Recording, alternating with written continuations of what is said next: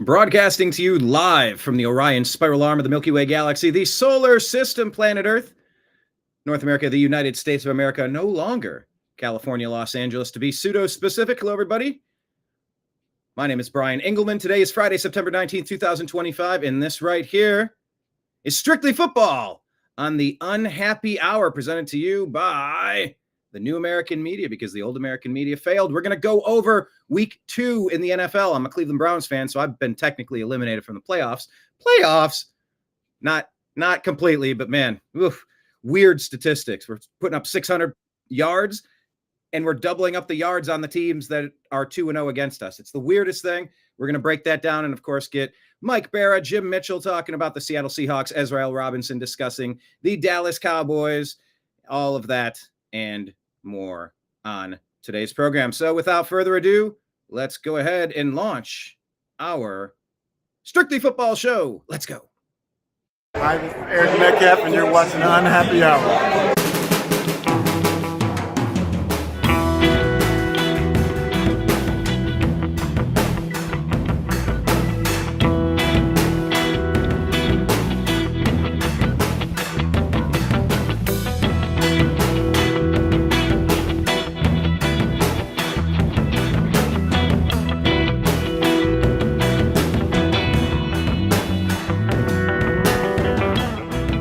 The new American media is proud to present a division of the Unhappy Hour sports show, Strictly Football.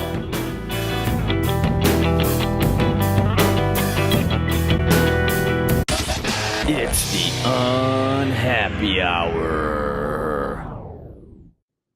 Thank you all for being here. Week 3 is what we're looking forward to. Mike Bara in Jigba joins us from Las Vegas. You've had a heck of a week, sir. How was your convention, and when's your next convention? The Alien event in Las Vegas was insanely exhausting, and then I went to Austin yesterday to shoot a TV thing, and I'm wiped out. And you're lucky I woke up from my nap and actually made it to the show. But it's great to be here. And next gig is not this Saturday, but next Saturday, September 27th in Nashville, Tennessee. Ooh. So the Alien Fest in Nashville, I will be there. You know, that is striking distance to where I'm at. You should come, man. We haven't met face to face, and you should come. Let's chat about that one. TV's Blake Wally will probably be there. Yeah, that's true. Let's chat about that. Maybe that's a thing we should do. Jim Mitchell joins us from Las Vegas, Nevada as well. Captain Jim, how are you, sir? Good, Brian. Did you get your Happy to have you here. Yes, I did. I had to as people know, I run a resale business. So I got an order, needed to get it out in time, and had to run up to the location. And it went very well. Glad you joined us. Man, I'm so glad football's here, but we're already on to week 3. It's crazy to me, Jim. But we're back. We're going to give Jim's betting. Oh, geez, I said it now. I'm trying to remember exactly how I phrased it. What did I call it? I said it a second ago. You called them betting. You called them trends. Our NFL trends. Trends is good. Betting statistics is probably a little better. Yeah. Where did Izzy go? There he is. Trends and statistics. You guys hear me? Hello? Yes, Izzy, you look and sound like one of those UFOs that disappears and it comes back. It disappears, it comes back, it disappears. Welcome back, Izzy. How are you feeling? Yeah, what's up? I'm good. I'm on my phone because I have no idea what's up on my computer. Well, you know what? When life gives you lemons, chuck them at somebody. Yeah. So we're going to get into all of the sports of last weekend. Izzy was with us. We did a special episode of the Unhappy Hour. By the way, Jim and Mike, if ever I'm doing my traditional Sunday show and it's about an 8-hour broadcast, we're just hanging out watching football. We just pop in, talk about what games we're watching. Holy crap, do you see what's going on? So open invitation. I've done it 2 weeks in a row, and I have a lot of fun. Izzy was there for most of that. You know, this show is about all the Brian Engelman I can handle for a week, Brian. Sorry. Just kidding. I mean, you're not telling any lies. Point to the lie and tell me where it hurt you. All right, so let's jump into last week's content. Let's go ahead and pull up the games and let's look at it. By the way, my betting was fantastic. I don't know how you gentlemen fared in your betting, but my week 2 was incredible. If you guys all log in, but let me go ahead and pull up the NFL scores from week 2 and we will tear through them. How about this one? I'll pull it up on the screen. Commanders, Packers. See, normally we do the show on Tuesday, but we adjusted. We called an audible based on what we were seeing. Now we're trying to remember back. Geez, the Packers beat the Commanders 27-18. Green Bay 2-0, rolling into Cleveland. Let's start with Mr. Mike Bara. Packers 2-0. How you feeling about the Packers? And were you surprised that they were able to somewhat easily, dispatch the Commanders? Well, no, they just held them at arm's length. They were the home team. They had an advantage over the Redskins, who were had some injuries. Jaden Daniels is dinged up a little bit. He might not play this week. And so, it wasn't really that surprising that they won at home. They're a good, solid team. They've added Micah Parsons. So you can't really complain about that. I did watch actually a significant chunk of this game, and, Jordan Love still looks pretty good. So, they're a good, solid football team. To me, that's like a boxing match where one guy just sort of used his jab the whole night and kept the other guy down and won pretty comfortably on points, unanimous decision. Well, normally I would go to Jim on that, but you're the boxer, Izzy. What did you think of that analogy? They wore him down on jabs and punches, just kind of. I can agree on that. Yeah, I thought it was going to be it was pretty close at half. It's just the defenses kept literally just throwing punches at each other. They couldn't score on offense, either one. The Packers, the game could have been a blowout if they kept getting within field goal range, kept kicking field goals. It could have been a closer game if the Commanders could go down within field goal range or even score some touchdowns. It's a winnable game for the Commanders. It's just the defense on both sides were tremendous that day. So it was a really good game. I watched it. I liked it a lot. 18-27 says a lot more of what the game could have been. So, yeah, Packers left some stuff on the table, but they're rolling. Yeah. Jim, you had your betting trends and you watched that game. Packers are rolling into the Browns this week. Browns are starting to get some weapons back with Quinshon Judkins, so maybe we'll be looking at a slightly different offense to compete a little better. But what did you make of this one? The Packers dispatching the Commanders. Yeah, the Packers they probably pulled out all the stops on this one. I mean, they're I don't want to say they were looking forward to the Browns, but the Redskins historically, don't travel north, even though there was not a lot of inclement weather up there, it being still September. But the Packers, it was the point spread was 3.5, and the Packers covered comfortably. And the game was probably as far as the over/under concerned, the number was under by 3, so it wasn't historically a real high scoring game as far as NFC Central games go. But the game went pretty much as we predicted. Right. Well, in that game, of course, a couple of touchdowns scored. If you're watching at home, the players that were getting it done. Jaden Daniels had 2 touchdown passes, one of them to Zach Ertz, one of them to Deebo Samuel. And then on the Packers side, Josh Jacobs punched in a touchdown run and 2 touchdown passes thrown by Jordan Love, one to Tucker Kraft, who was injured. Now he's not injured or something, or a big injury scare. I guess he's okay. And Romeo Doubs punched in another one. All right, let's bounce to the next game. Oh, okay. Browns-Ravens.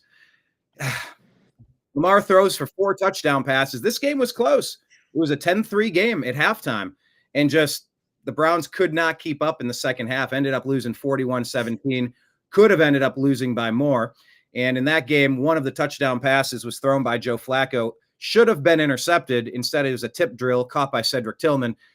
Joe Flacco could have thrown for 2 touchdowns. Alas, he's going to stay the starter. They're not going to go to Dylan Gabriel just yet. And the Browns dropped to 0-2, preparing for the Packers. Mike Bara. Yeah, I don't think it's a good move for them to go to the rookies yet. Either Dylan Gabriel or Shedeur Sanders. Looks like Gabriel's ahead of him on the depth chart, but you may as well see what you have with those guys. But why not give it another couple weeks? I hate to say this, but in the NFL, again, in the NFL, if you start 0-2, your chances of making the playoffs are less than 20%. Your chances of going to the Super Bowl are less than 2% or about 5%, less than 5%. So if you're 0-2, you're not going to the Super Bowl. So it's always critical to win one of those 2 games.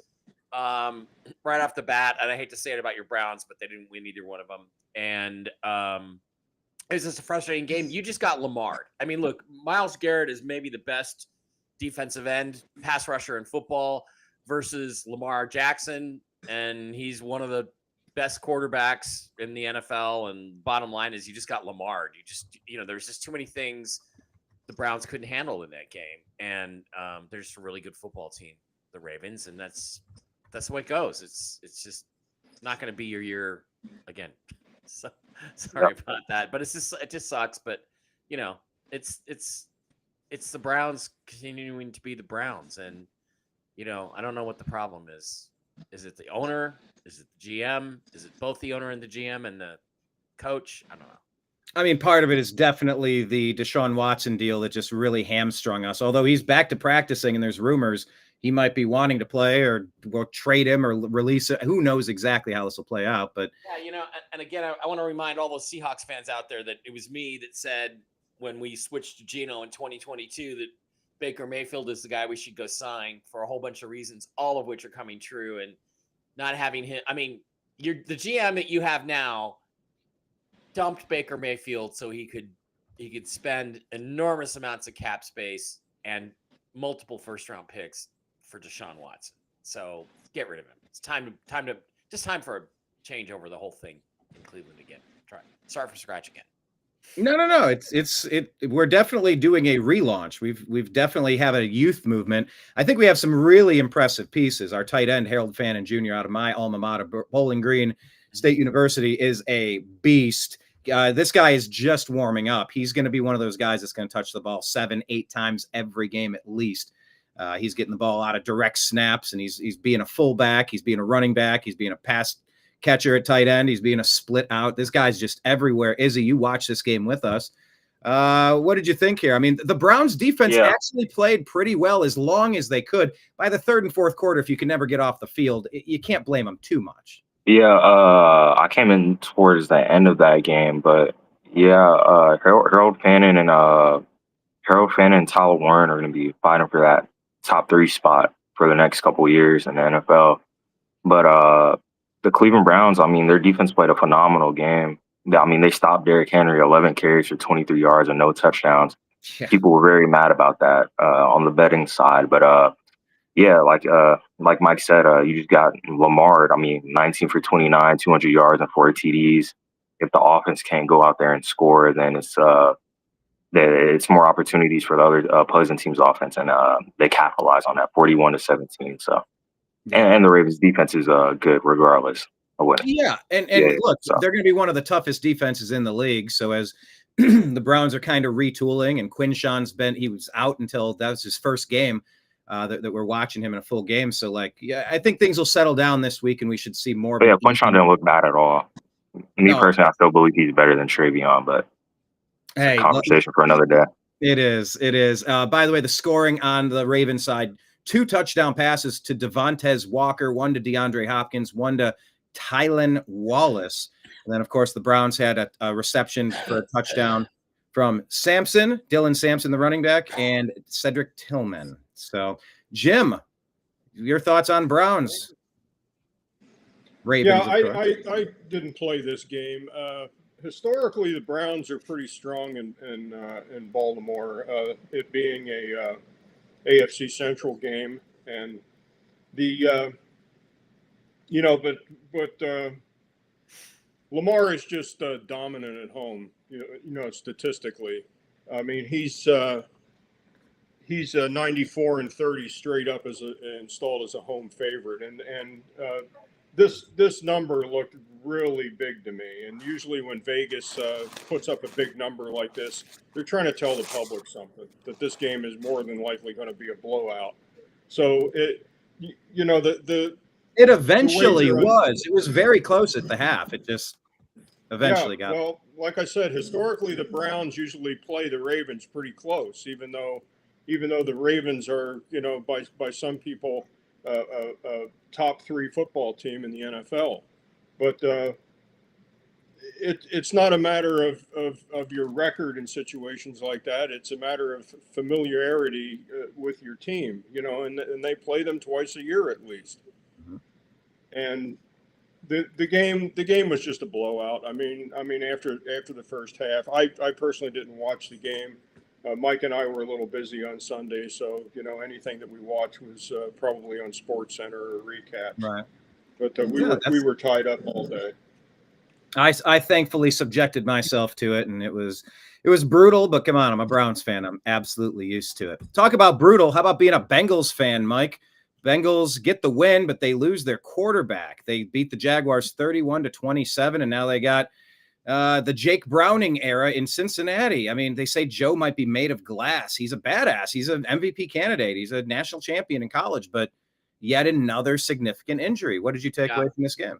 Well, it's a pattern now, so you have to accept that this is who he is, and he's going to get beat up, and this is why you had to invest in an offensive line for him, and you didn't, and you keep not doing it. And this is the same attitude the Seahawks had with Russell Wilson. It's like, well, he can run around a little bit, so we're not going to worry. We're not going to draft guys that can block for him. And there was a time in 2019, 2020, the management there came to Russ and said, we want you to lose some weight and become more mobile. And he told them no, because you don't get anybody to block for me. And I think the same thing might be kind of going on in Cincinnati. He's franchise quarterback, MVP candidate every year, but can't stay healthy. And so the only way they're going to win is they gotta treat this guy like he's Tom Brady.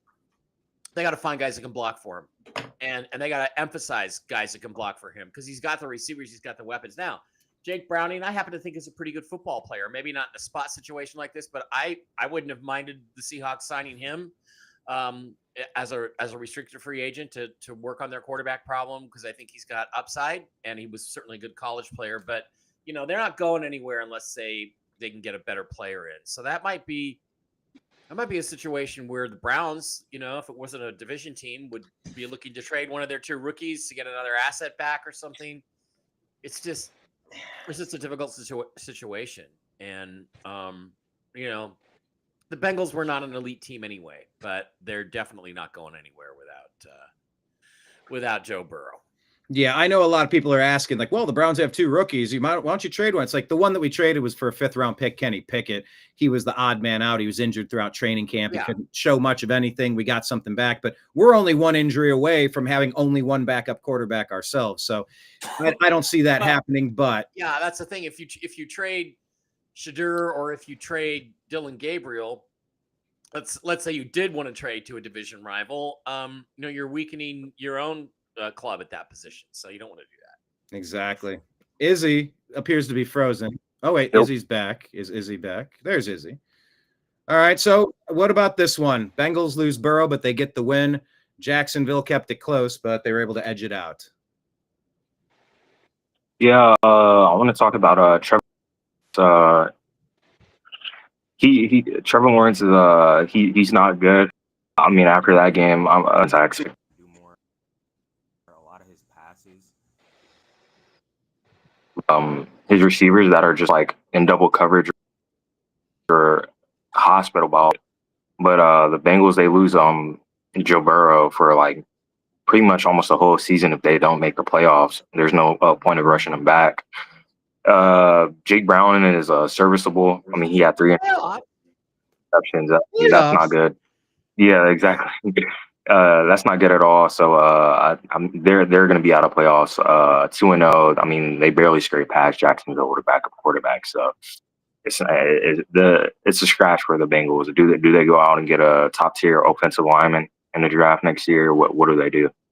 And Joe Burrow's been sacked the most times since Derek Carr, if I'm right. Not Derek Carr, his brother, I believe. It's some stat like that. Yeah, David Carr. Yeah. So I wouldn't say he's made of glass. His O-line is non-existent. Yeah. Like a sieve. Jim, this game, what was your takeaway here? Yeah, this game was kind of a quasi corner game. The Jaguars historically don't start out strong. They're 4-9 straight up the first 2 weeks of the season.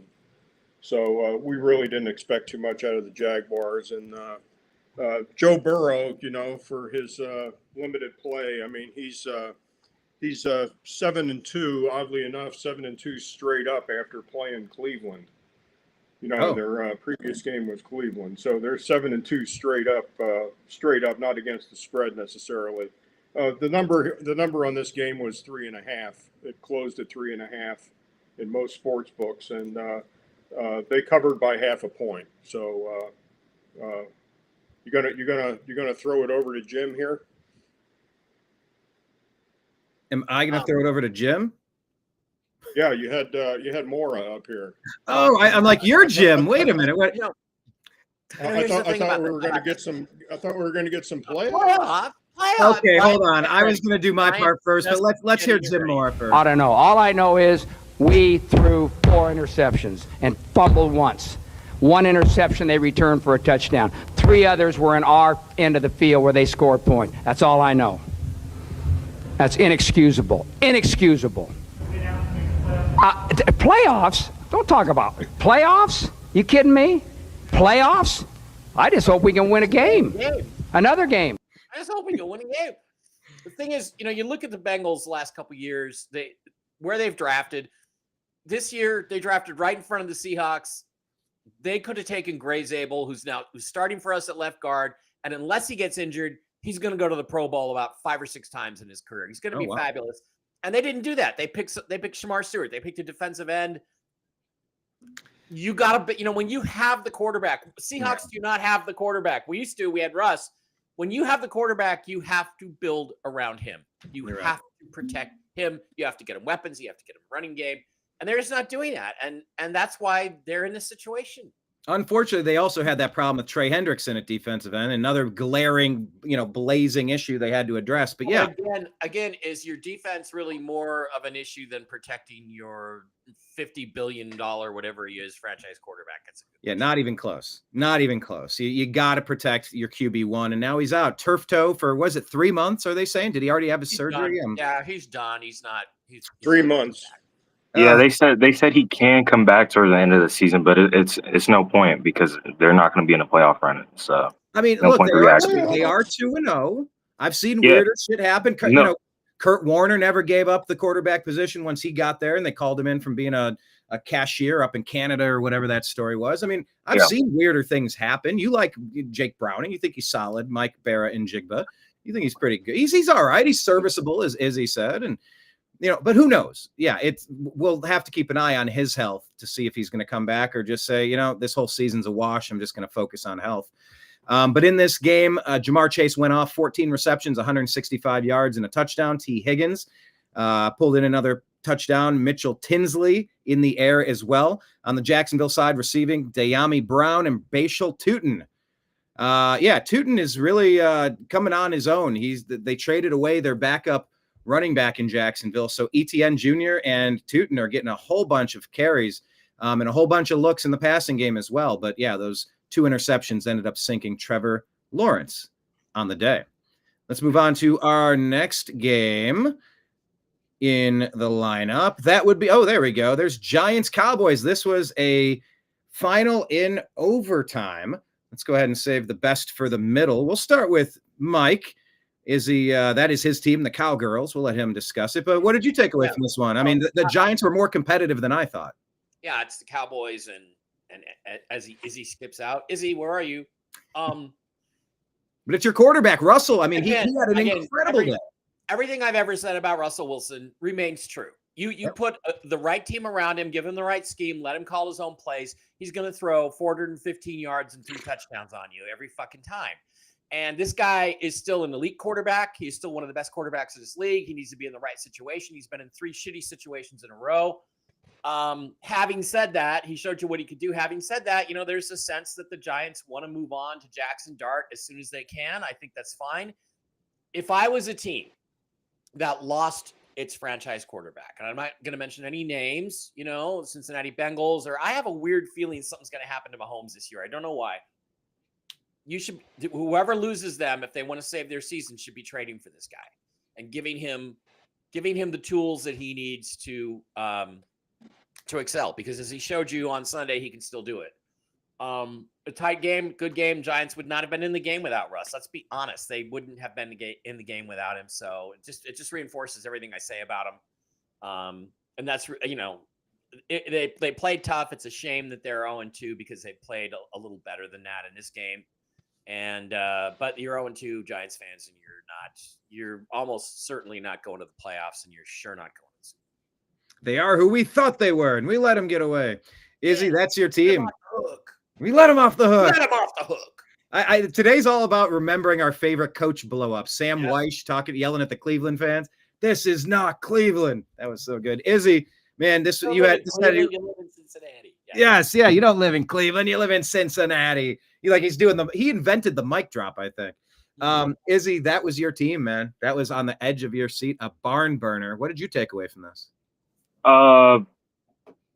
Yeah, I mean, like it was a great game. It was one of the best games I've watched so far in my life. Yeah, Russell Wilson, he had an awesome game. I mean, he first quarter, fourth quarter, he threw for the most passing yards in his career. Oh. Yeah, and Malik Neighbors 167 yards, 9 catches, and Wan'Dale Robinson 142 yards, 8 catches. I mean, the scheme was broken down for defense. So Matt Eberflus, he's a great defensive mind, but the way they were running the scheme, it was just the safeties and the corners that weren't on the same page, and it kept giving up middle seam routes, deep balls, because the safeties don't know how to communicate with the corners to say, oh wait, this guy's gonna run right past me, and there's gonna be no one open to guard him. And that's what happened all game. That's why Wan'Dale Robinson got 142 yards. Yeah, and there's a bunch of deep balls that are just thrown back to back to Malik Neighbors. And credit to Russell Wilson at the end of the day. I'm not taking anything away from him. He had a phenomenal game getting the ball there. I don't think there's any other quarterback that could do that like Russ. Now, if you give Russ the deep middle of the field, he's going to take it. Yeah, exactly. And that's exactly what we were doing. That's exactly what they should have not been. But I mean, the Cowboys, it's a great team win. Brian Schottenheimer's first win. Dak throws for almost 400 yards, 2 TDs, an interception that shouldn't have counted. The ball touched the ground. Javonte Williams is looking like a great back. CeeDee Lamb is in there. George Pickens is getting targets. I mean, the offense is there. We've seen it last week. We almost scratched past the Eagles. The offense is there. The defense is questionable. So the Cowboys will make the playoffs. It's just a matter of how far can their defense take them, because the defense plays a huge factor in winning championships. So and there you go. It was a great game. And Brandon Aubrey's the best kicker to ever touch a football field. I'll put it that way. That's what I was going to say as I boost Mike's volume up a little bit here. Brandon Aubrey, look, he's a secret weapon. The dude got the kick when it counted, and he's got the long leg. They got the win. James, are you surprised about this? Not really. Nobody really expected the Giants to put up this kind of threat, right? Well, no. I mean, the Cowboys historically own the Giants straight up, but this number pretty much opened at 5.5, and the Cowboys didn't cover. I didn't expect them to cover. I had this game on the money line. I went ahead and parlayed this game with a few others. I had the Cowboys in this, and by the way, as you know, the great D.D. Lewis passed away yesterday or the day before. Played with Staubach. Wow. Okay, I didn't know that. Giants. Yeah. The Giants are historically they're 3-10 straight up the first 2 weeks of the season. I mean, they're not good early in the season, and the last couple of years they're not good the rest of the season either. Prescott is 17-3 straight up against the NFC East, and historically now the Cowboys are 15-1 straight up against the Giants. So this was kind of a no-brainer. Dak Prescott's undefeated. To make a money line bet against the Giants. He's only lost one game in his career. I think it was the first game he played against them. Dak Prescott's undefeated against the Giants. Besides, I think it's the first game of his career he lost to them. And he's 15-0 since, I believe. I mean, 17-3 in your division, that's kind of incredible. Well, yeah, well, 15-1, that would cover 8 seasons, and that's pretty much Dak's career so far. So, If you Man, it's say so weird Dak's that- never lost against the Giants, I'm not going to dispute that at all. I mean, but Giants have been Dak pretty didn't play bad for throughout this stretch. Dak didn't play for a good part of the season last year. That's right. So recapping what happened there, Russ had 3 touchdowns, 450 yards. Dak had 361 in the air, 2 touchdowns and an interception. Scoring for Dallas, by the way, keep your eye peeled in fantasy for Javonte Williams, who's punching in touchdowns, had 97 yards on 18 carries. He's a nice redemption story coming back from a couple injuries up in Denver. Miles Sanders hawked a touchdown as well on the ground. George Pickens, Kevontae Turpin hit the wide receiving touchdowns for them. And then, of course, the New York Giants, 2 for Malik Neighbors, 1 from Wan'Dale Robinson, but they both went over 140 yards each. And Cam Scatterbo gets on the board with a rushing touchdown. If you're paying attention to those teams, I'm curious to see if that offensive performance is going to carry into the next game. Speaking of offensive performance, what about the Lions? They bounced back in a pretty impressive way, Mike, 52-21. I mean, the Bears are who we thought they were going to be, and the Lions weren't as bad as week 1 was pretending to be. So that was the coaches, Dan Campbell versus who's the other guy? Who's the Bears coach? Ben Johnson. Yeah, it was the Ben Johnson bowl, and Dan Campbell put the hurt on his former protege there. Seemed like it was a little tense, a lot of competition there. But look, what can you say? The Lions played like the Lions are capable of playing. You had Jared Goff slinging the ball pretty much all over the place. What did they end up with? 334 yards, 5 touchdowns, 0 interceptions. You can't play better than that. 156 quarterback rating. You actually can play better than that. His passer rating could have been 158.1, I think, which is the peak, but absolutely fabulous. They blocked well. The Bears still have some rebuilding to do. Unfortunately, Bears fans, you're 0-2. You're almost certainly not going to the playoffs. But again, Caleb Williams is good enough. He had 207 yards, not a lot of attempts. He had 30 attempts. I guess is kind of a lot. But, I don't get the criticism of Caleb Williams' game. He did take 4 sacks, but he spread the ball around. DeAndre Swift had 12 catches. Roman Dunze had 7 catches. DJ Moore had 5. Cole Kmet had 2. Spread the ball around fairly well, but they just couldn't do anything to stop that Lions offense. And another fabulous win for Dan Campbell. And the Lions, they're 1-1, so they are contenders for the playoffs.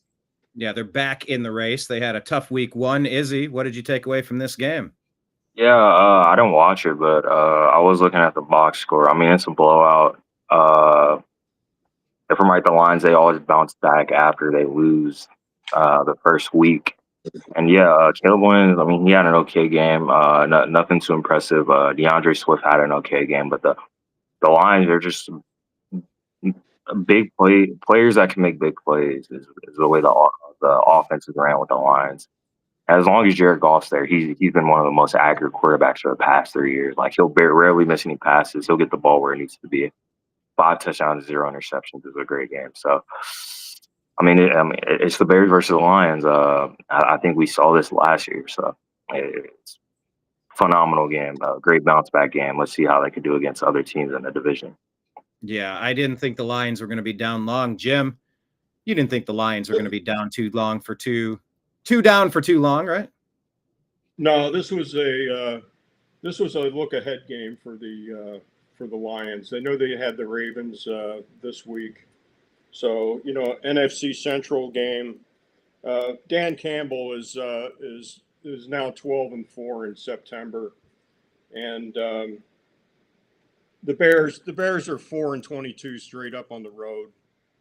The line opened here at 4.5. It was quickly bet up to 6.5.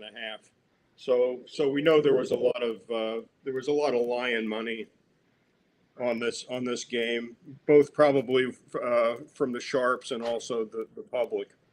The Bears 12-32 straight up, and the Lions are just super strong at home. I mean, they're now 12-0 straight up after a loss. So, again, my takeaway from this was a look-ahead game. They knew they had to play Baltimore the next week. And Lions pretty much owned the Bears. So They did. This was not unexpected. Yeah, that was 2 touchdowns in the air on 7 receptions for 128 yards for Rome Odunze, settling in a little bit there. DeAndre Swift punched it in on the ground for the Bears. Goff, 334 in the air, 5 touchdowns, no stupid mistakes. Jahmyr Gibbs got a rushing touchdown. David Montgomery vultured a touchdown. Jamison Williams in the air, Brock Wright in the air, and then 3 touchdown receptions for Amon-Ra St. Brown on 115 yards, 9 receptions. So, yeah, a lot of offense to go around in that game. Just to add on to that, Brian, don't be surprised if you see Tyson Bagent after Halloween. I mean, I think Ben Johnson's he's uttered a few things, in press conferences, and I think Williams is. He's back to painting his fingernails, and you're going to see Tyson Bagent after Halloween. And maybe it'll be a situation where it's like down in Carolina. You get benched for a little bit, and maybe you have a chance to recoup and get back in. I mean, he's too high of a draft pick. He does have talent, but, it's not like the whole Bears Holds team. On to the ball. Holds on to the ball. I'm telling you, you got to watch this show for the news. Jim Mitchell just made some news right there, folks. You don't know it yet, but it happened. Then we've made it. I told you, Mike McDaniel's the first coach is going to get fired, and now Jim's talking about a quarterback change. I don't support that. I think you grow with Caleb Williams, but new regime, new coach, who knows? Mike, Yeah. if you're feeling new coach, that's it, Mike. Mm-hmm. It's not Williams is not Johnson's pick. Okay, that matters a lot. Ask Kevin Stefanski and Baker Mayfield, and look how Baker's doing down in Then Tampa. maybe we can speculate on where, at some, not this show maybe, but in a future episode, we can speculate where Caleb Williams ends up then, because it doesn't, if you're going to give up on a guy after only a year and a half, it doesn't make any sense to keep him. You just may as well trade him and get something for him. You can probably get a first-round pick for him from somebody. The Bengals are looking. I'll take him in Seattle. I like Sam Darnold, but I'll take Caleb Williams as the heir apparent. Yeah, they'll get a first rounder for him. Absolutely, they will. And by the way, Mike, if you're feeling up to it, that would be a great thing to tweet out. The predictions made on the show. You said the two of them are what? That Caleb Daniel is going to be the first coach fired. Daniel first coach. Caleb will be benched. When did we say? Sometime this year or by Halloween? Halloween, you said.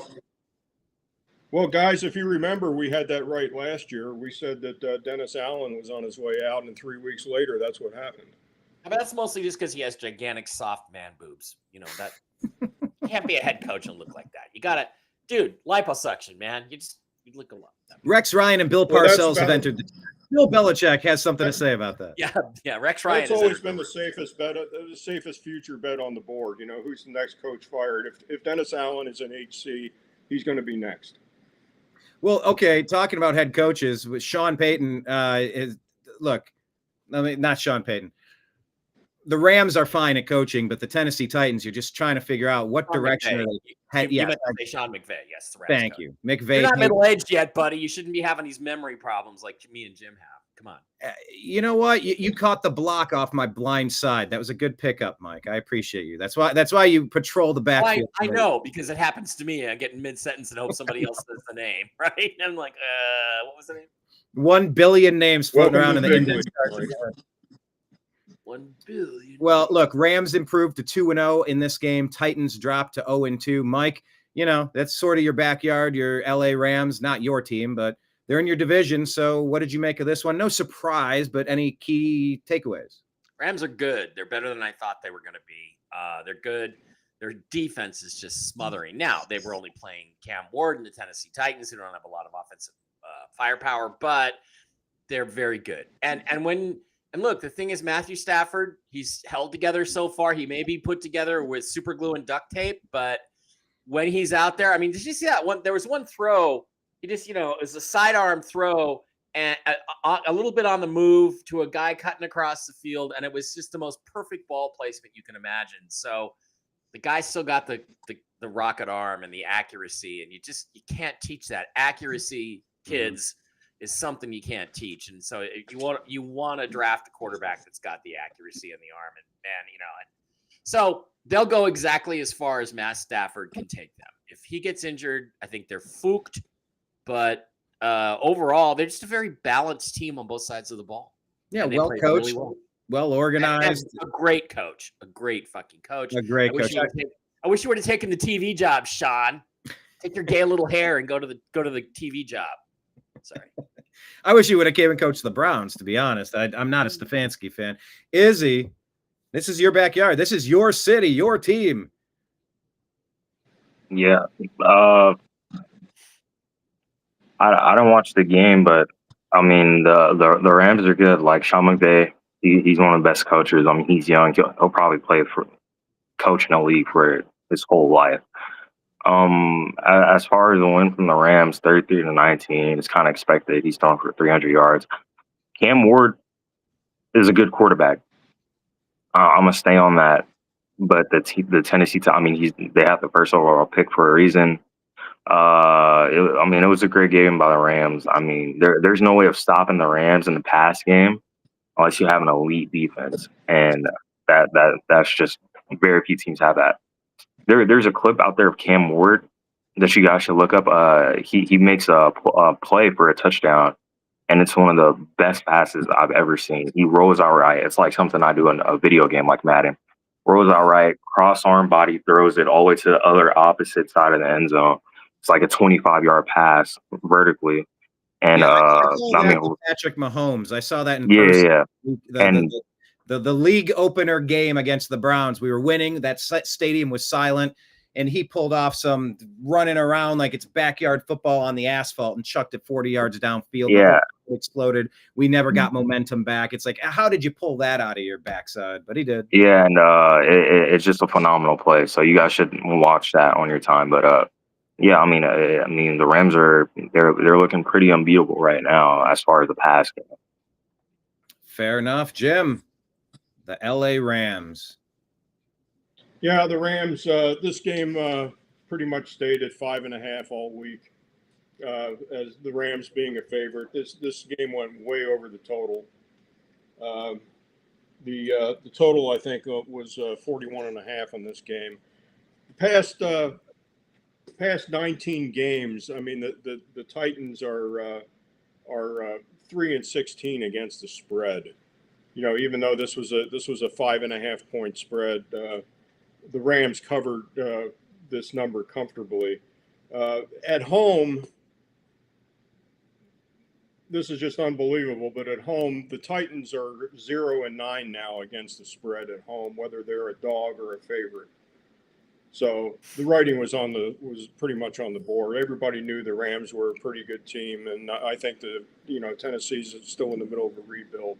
You know, they think they have their quarterback, and we'll see what happens. Yeah, the one touchdown on the day, Elik Ayomanor. I'm probably pronouncing that terribly. One receiving touchdown for Tennessee. Devontae Adams scored in the air, and so did Davis Allen for the Rams. On the ground, Blake Corum, hey, there he is, out of that team up north, getting one of his first touchdowns of his career. And then Puka Nacua on the ground, a 45-yard run. That was like an end around, I believe. Good game for the Rams, and the Tennessee Titans, they are who we thought they were. They've got a lot of work to go. All right, Patriots-Dolphins. Patriots pulled this one off, dropping the Dolphins to 0-2 at that point. Of course, we had the Thursday night game, but Patriots got it done. Drake May had 3 touchdowns, Mike. What did you think of this one? Yeah, the Dolphins have already lost again since then. And they played the Bills tough last night. I'll give them that. But in the end, Tua makes the critical mistake, loses the game with that interception. And it wasn't a good read. It just, he shouldn't have had that issue. Our buddy Ramondre Stevenson, the running back, accounted for like 120, 130 yards from scrimmage. Didn't score a touchdown, but did a great job out there. Not much to say about it. Drake May looked very solid, 19-23, 230 yards, 2 touchdowns, 10-yard per reception average, 137 passer rating. He looked good. And the Patriots won, Dolphins lost, and the Dolphins then went out and lost another game last night. So, again, Mike McDaniel is a clusterfuck of a head coach. I don't even think the guy knows what planet he's on, as I've said repeatedly. It's Earth, Mike. Come to Earth, Michael. He's going to get fired sooner rather than later. That's all I got to say about it. All right, Jim, what about you on this one? Yeah, and I wonder if Drake May is going to be the answer at quarterback for the I Patriots. have one question. I'm gonna send you a link to a picture of Mike McDaniel. And Okay. Mike McDaniel, who is whiter than I am, gets fired. Are they going to say that a black coach got fired? Because remember, the 49ers got a third-round pick claiming this guy is black, and I'm like, he's pretty damned white if you ask me. But hey, He is. so He is whiter than you, Mike, but he's not. He's not whiter than me. He is a lot whiter than you. That's true. Well, you have the hair to enhance the whiteness, James. Well, He has like a bit of a ginger component too, right? I didn't want to have to wear a ball cap today. Well, Jim, what did you take away from this one? Patriots getting their first win of the year. Well, historically, the Dolphins have owned the Patriots at home in this series. They were 5-0 at home against the Patriots going into this game, and a lot of it has to do with weather. But it wasn't terribly hot. I'm sure it was really humid. I mean, there was thunderstorms in the area, and the game time was like 90 degrees. But the Patriots, the number opened at 1.5 Dolphins, and it pretty much stayed that way. The Patriots handled the number, 33-27. The Dolphins were historically 8-2 straight up against the Patriots the last 10 games. But like Mike said, I mean, I just think they're circling the drain right now. And, at home, the Dolphins are now 5-1 against the Patriots. 5-1. Yeah, First black coach fired in 2025 will be this guy. Yeah, I just can't take it. It's like the insanity. he really is a space cadet, though. He's yeah, I mean, look, he was the toast of the town for a little while. He was the next hit kid, but it's kind of like a shtick. It sort of ran its course. Well, the thing is, again, there are some guys who are just coordinators, and that's what he should be. I think he's probably a very good offensive coordinator in terms of schematically and things like that, but I don't think he's head coach material. Like I said, I heard the interview in July with him, and I was like, what?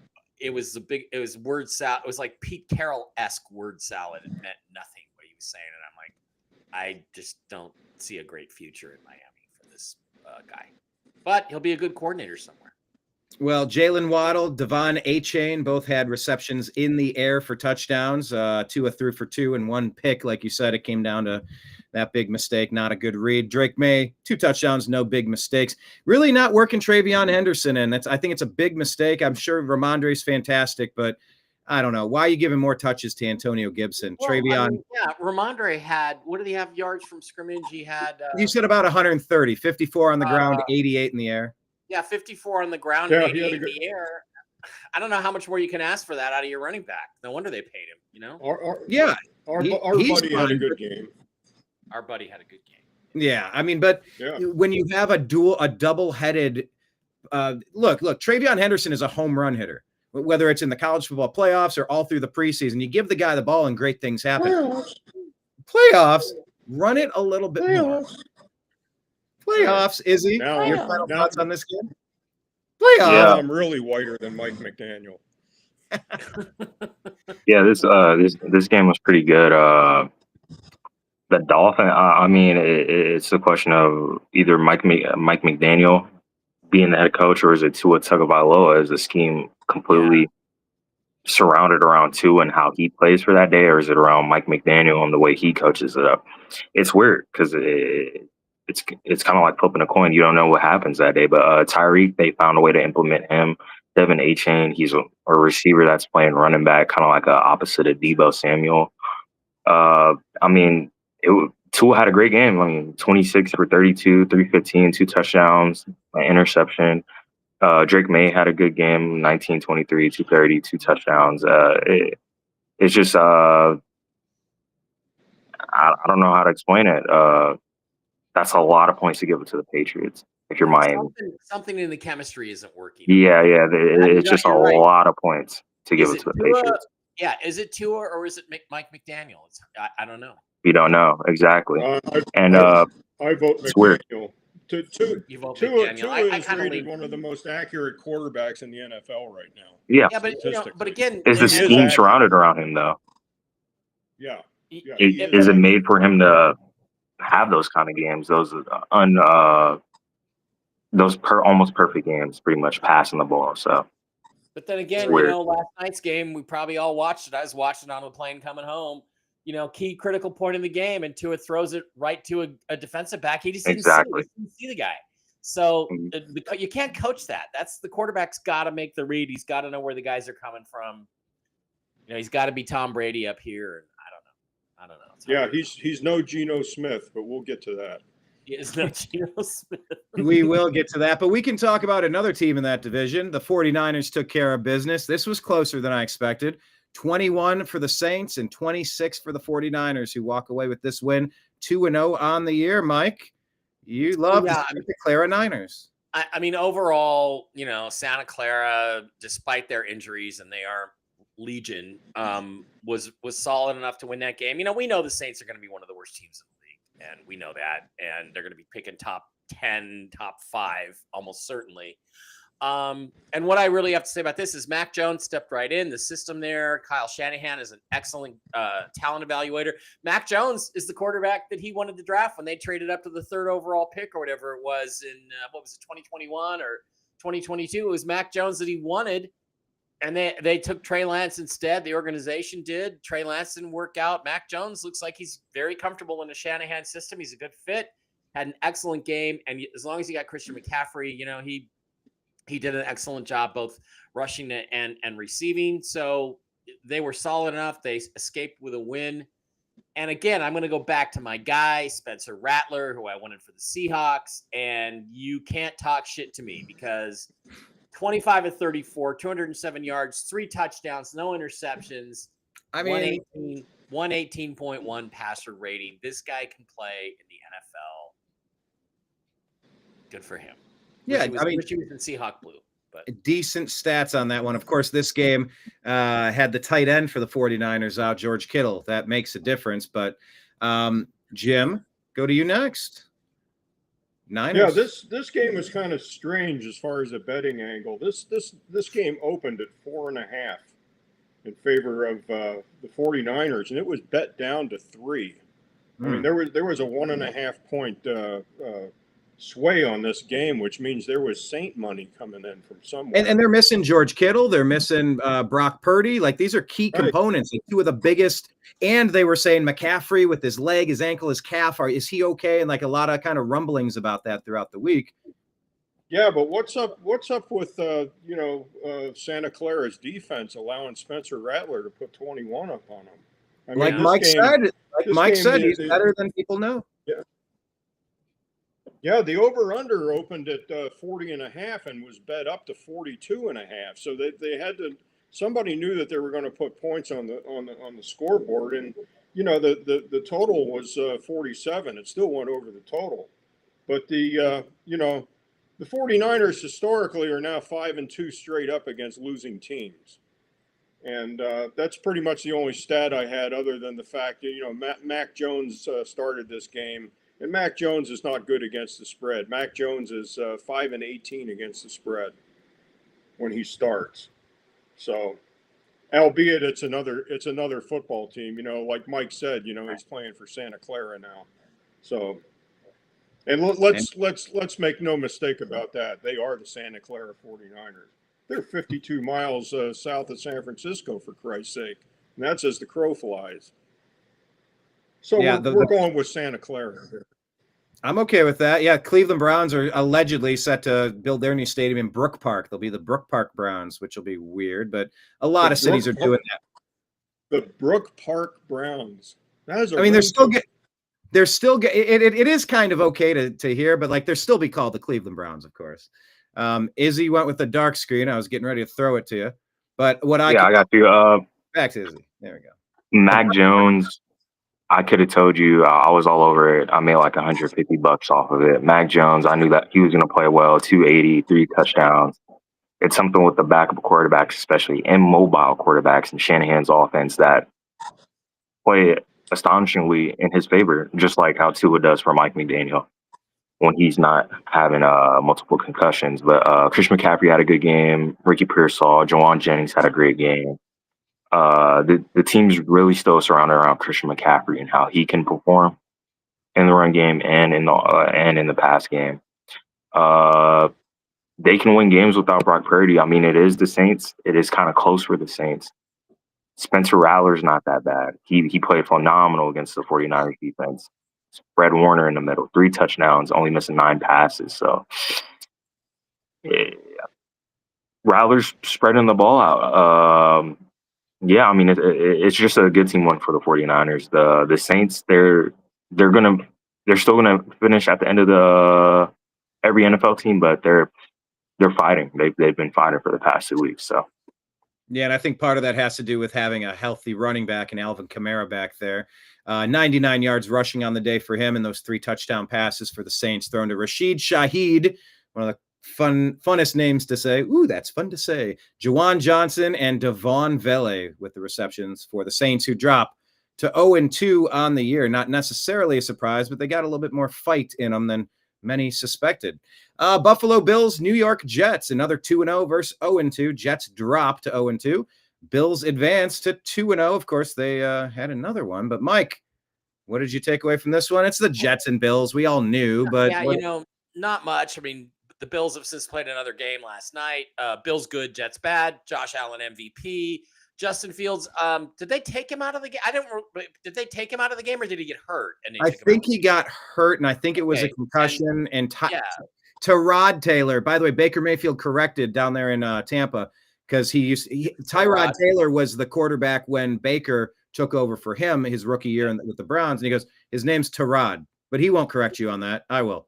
So it's not Tyrod, it's Tyrod. I'm still going to call him Tyrod, but anyway, Tyrod Taylor. He's a good NFL quality player, solid backup guy. But he's not going to lift you to victory. And the Jets just don't have enough. They're just not that good. They're just not good. So they played their best game against the Steelers and ruined my opening week parlay, which ended my gambling career. So that's all I got to say about them. Bills good, Jets bad. Josh Allen MVP, even though he didn't have a great game. That's it. Jim, to you. Yeah, this game opened at Bills a favorite of 7, and most sports books it was bet down to 6.5. So there was money coming in on the Jets in order to make that number drop. 30-10. I mean the Bills handled them, pretty much as people thought it would go. The Bills are 8-2 straight up against the Jets. They're now 9-2 straight up against them, and the Jets are 1-8 straight up versus teams with a winning record. So this had if you didn't like the hook on this, the money line, was the play here. Yeah, and Tyrod Taylor is going to start this week, I believe. We'll probably get to that. Yeah. Is it Tyrod or is it Tyrod? Brian says it's Tyrod, so we should. Oh yeah, if it's Tyrod, his mom named him after an automobile part. So yeah, it's been 30-40 years. I still call Hakeem Olajuwon because that's what I'm going to call him because that's his name. Hakeem. So Izzy, we lost Izzy somewhere, so may as well. I found him right there. Izzy, what did you take away from the Bills and Jets here? This was last week's Bills game, not yesterday's, of course. Izzy, you need to get off team. What are you on? You're on Boost Mobile? No, I'm on my new phone. It's just it keeps putting me in and putting me out on the thing. So Mint Mobile. I got a new phone. This phone costs like $1,000. So Ryan Reynolds, Mint Mobile here. We're talking about the Jets game. I mean, I did not watch what happened, but as far as I could see, Justin Fields had a horrible game. I felt the impact. I started Garrett Wilson over Malik Neighbors and lost my fantasy game to that. So it's not good at all. I can't see the box score on my phone, but he only completed like 3 passes. Am I correct? Yeah, they both completed 3 passes. Tyrod Taylor, and they each were 3 for 11, I think. So yeah, and you're an NFL quarterback completing 3 passes. I don't understand that at all. Well, I no. have no What idea. you're missing is that he got a concussion. He got a Oh, concussion in the game. okay. When did that concussion happen? Well, but then again, this was Joey Bosa sacking him in the fourth quarter, causing his head to slam into the turf, immediately evaluated, and he entered the NFL concussion protocol. But that was in the fourth quarter. So, like, Yeah, that's in the fourth quarter. So what have you been twiddling your thumbs for the first 3 quarters? Yeah, well, part of that's the Bills playing better. I mean, the Bills are a phenomenal team, but it's what happened with the Jets. They do not look like the same team from last week. So I wonder how they're going to feel without Justin Fields for this week. It's going to be pretty wonky. Yep. Jeremy Ruckert with the receiving touchdown for the Jets last week. That was thrown by Tyrod Taylor. Josh Allen, though, last week, our MVP guy, he was only 14 of 25 for 148 yards, no touchdowns. And the 2 scores, the major touchdowns for the Bills came on James Cook rushing 21 times, 132 yards, and those 2 touchdowns on the day. So, yeah, we had that other game yesterday, of course, but we'll get to that in a second. All right, Steelers, Seahawks. This is the game we've been waiting to hear from, Mike. This is your boys. Seahawks. Well, Seahawks. Yeah. Again, this isn't, I would not have predicted this. I thought, even though the Steelers had some weaknesses and some flaws, I thought the Seahawks would, the way they played in week 1, they weren't going to be able to exploit those. And this is, again, going back to the statement, hey, you're neither as good nor as bad as you look in week 1. So just don't, week 1 is a mirage. They came back. They had a much better attitude. They forced the ball down their throats. They, I knew they could probably exploit the secondary of the Steelers, because they were down 2 guys. They weren't able to cover anybody on the Jets in week 1, but I did not expect them to to be able to go in there and plaster pound them the way they kind of did. I mean, that was like the Steelers at times looked like, the little guy in federal prison. I mean, they got their butts pounded. You want to play that clip? Can you play that clip I just sent you, Brian? Did you? This is an example. This is Seahawks fullback Robbie Ozutz from Alabama. I would if I could, but if I play 1 second of it, it'll shut it gets snapped. Oh, okay. Well, but there's a clip where please do me a favor, Mike. Can you share that on X and tag us at Strictly Football, and we'll send it back out to the Unhappy Hour? I could probably. You can do it in a second if you finish your wrap up. Well, I mean, I was just gonna say that I think actually what I'm gonna do is post to you guys right now. Here's a guy, rookie 4th round pick, fullback, gets into a hole. He takes down Patrick Queen and Peyton Wilson, who was a 3rd round pick last year. So he takes out 2 guys with 1 block, plasters 2 of them, pancakes them, and Ken Walker's able to run for about 15 yards. That's what they were able to do in the game. They came out with a solid determination. Sam Darnold, 2 touchdowns, 1 interception, almost 300 yards. 2 interceptions, rather. The 1 interception was a deflection. I don't really think it was Darnold's fault. The guy should have handled it better. So, they basically flipped the script on him, on everybody, and they're 1-1, and that's all you can say. Ken Walker and Zach Charbonnet did a pretty good job running the ball. You can't really complain about that. And so, again, you don't know who your team is until week 3 or 4.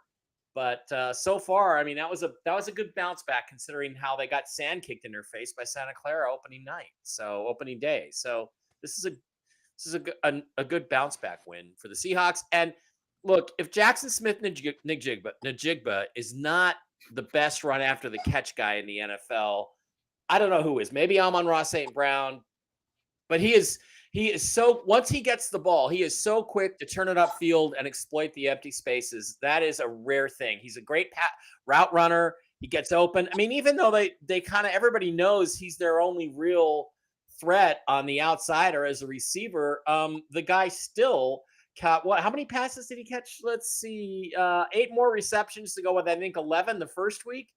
You can't cover him, and when he catches the ball, he just runs away from you.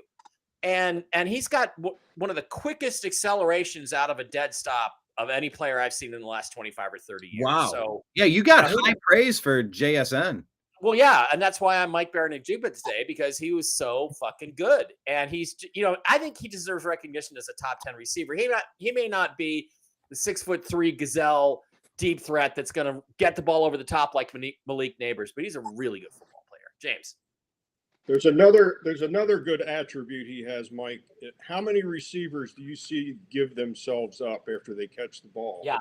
Or they slide and make the Yep. catch so they don't have to get Yeah. tackled. I mean, I watched Ladd McConkey last week, and he gave himself up so many times just because he didn't want to get tackled. Yeah. But Smith Najigba, I mean, he'll just run right through him. Yeah. And he does. And No, I don't think he's really that big of a guy. That unfortunately is going to shorten his career, but it is an admirable trait for a guy. You know, I hope he gets to his second contract. But I mean, right now, in my mind, he's one of the top 10 receivers in the league. And I'm not saying top 20. I'm saying top 10 receivers in this league, just with his, you know, his route running, his catching, and what he does after the catch.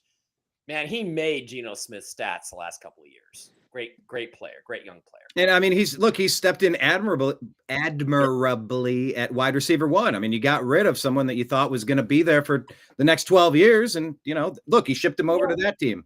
We had Doug Baldwin, who's vastly underrated. You know, it's pretty funny if you go back to Super Bowl 49, which Pete Carroll blew at the 1 yard line.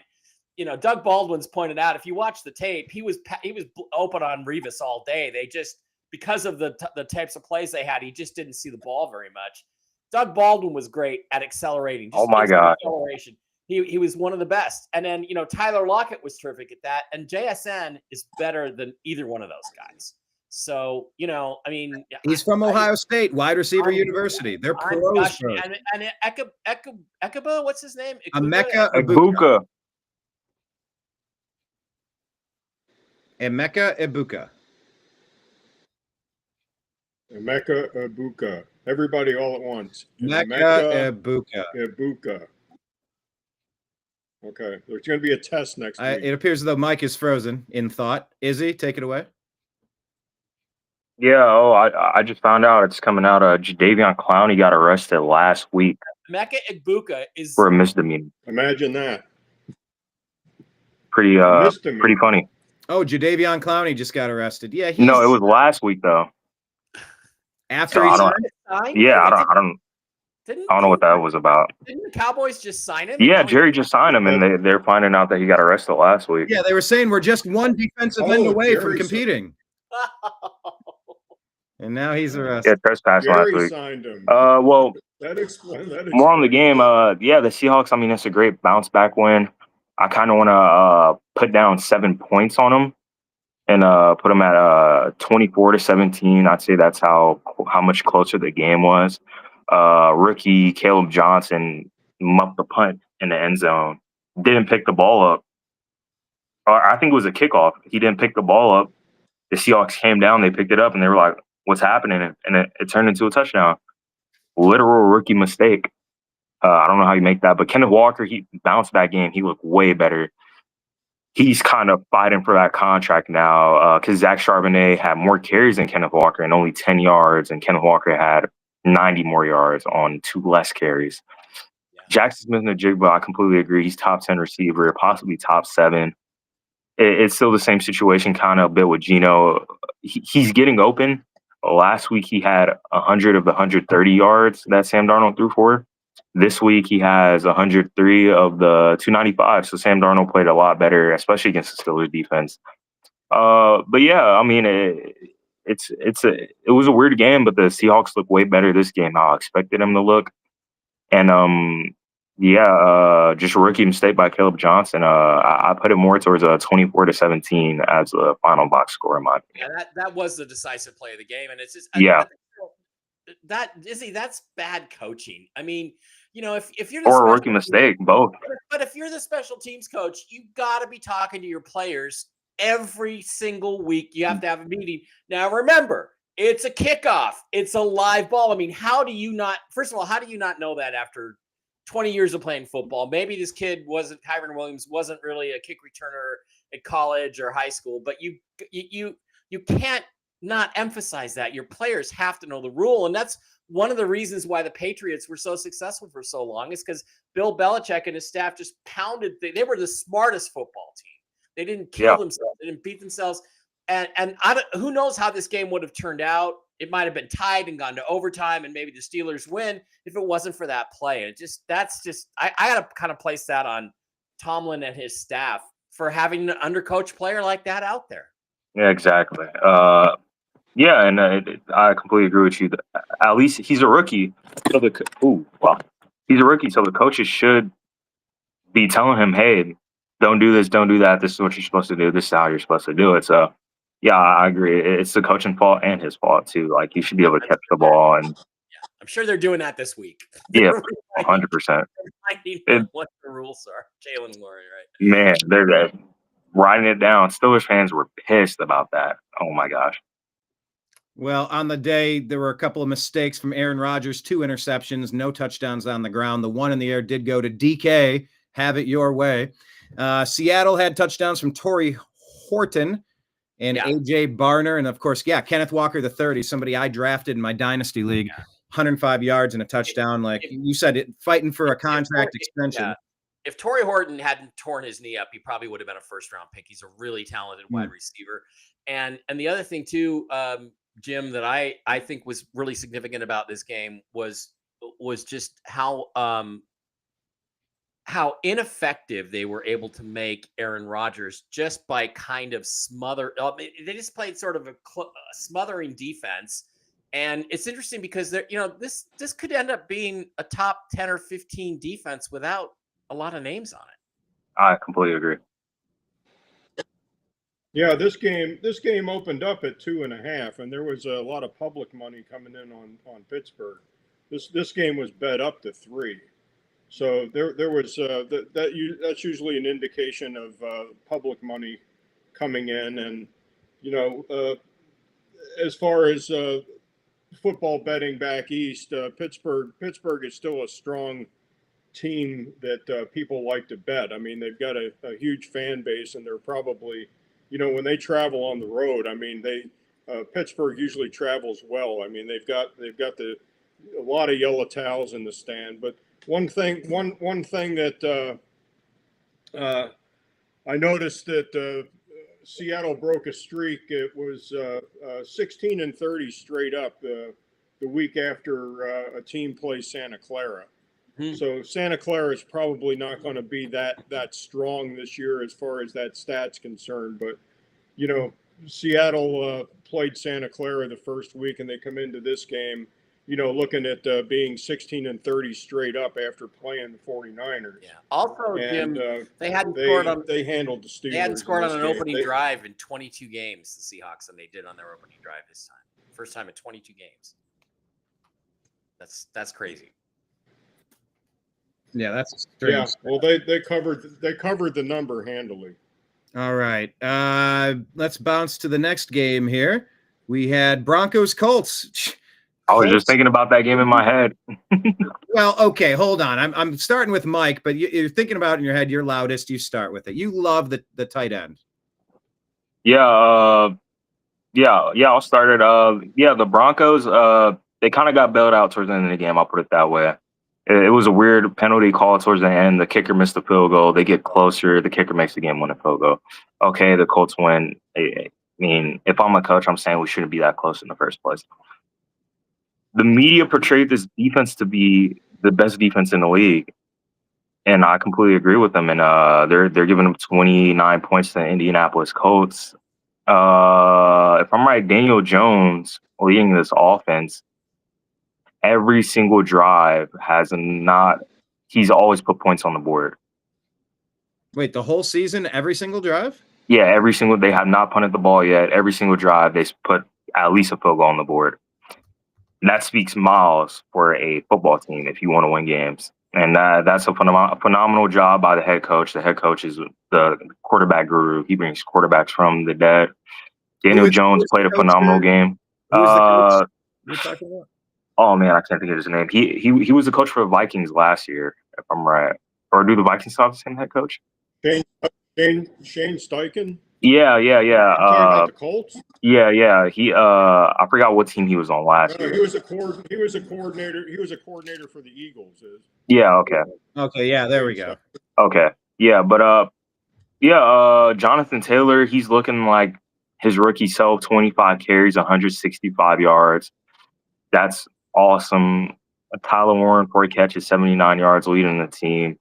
Daniel Jones is spreading the ball out to every receiver. It seems that 1, 2, 3, 4, 5, 6, 7 receivers caught the ball that game, and they played great. As far as the Denver, they played great as well. I'm not gonna lie, they did have a great game. The red zone was kind of iffy, but they got a lot of bailout penalties from the defensive pass interference that game. So it's just it's a toss up game, and the Colts came out on top. And if Daniel Jones keeps playing like this, the sky's the limits for the Colts. I'll put it that way. And by the way, so all 7 drives in week 1 against the Dolphins, they scored on, and then 3 out of 4 against the Broncos, the only non-scoring drive ending in a turnover on downs, but pretty darn close. Okay. I mean, Mike, you would take that out of your favorite team. You're scoring points on almost every drive possible. That's a good place to start. What did you take away from this?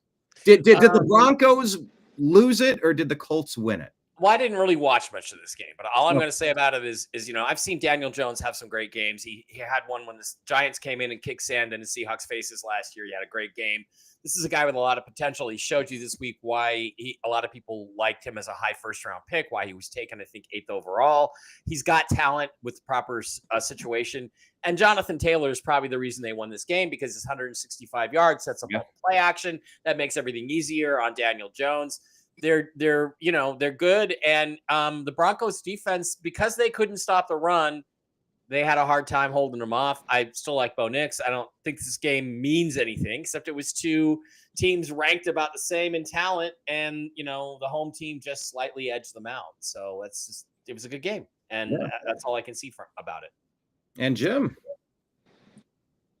Yeah, I didn't hear it, but did somebody mention the fact that this is the only team the first 2 weeks of the season there were no punts at all? Yeah, I mean, the punter hasn't even walked on the field. Yeah, yet. I think that's what it was. The only one that they didn't score on was a turnover on down. So yeah, there's no punter used. Exactly, kind of what Izzy was getting at there. Yeah, that's a great way to start. This game opened at this game opened at 2.5, making the Colts a home dog in this, and it pretty much stayed there all week. Broncos being favored by 2.5. The score was close, 28-29, albeit the Colts did handle the game. The Broncos are historically start slow, even under the Sean Payton era. I mean, they're 6-22 straight up on the road, and now they're 6-23 straight up on the road. And the first 2 weeks of the season, they're 4-10 straight up. So the Broncos are not strong the first couple of games of the season.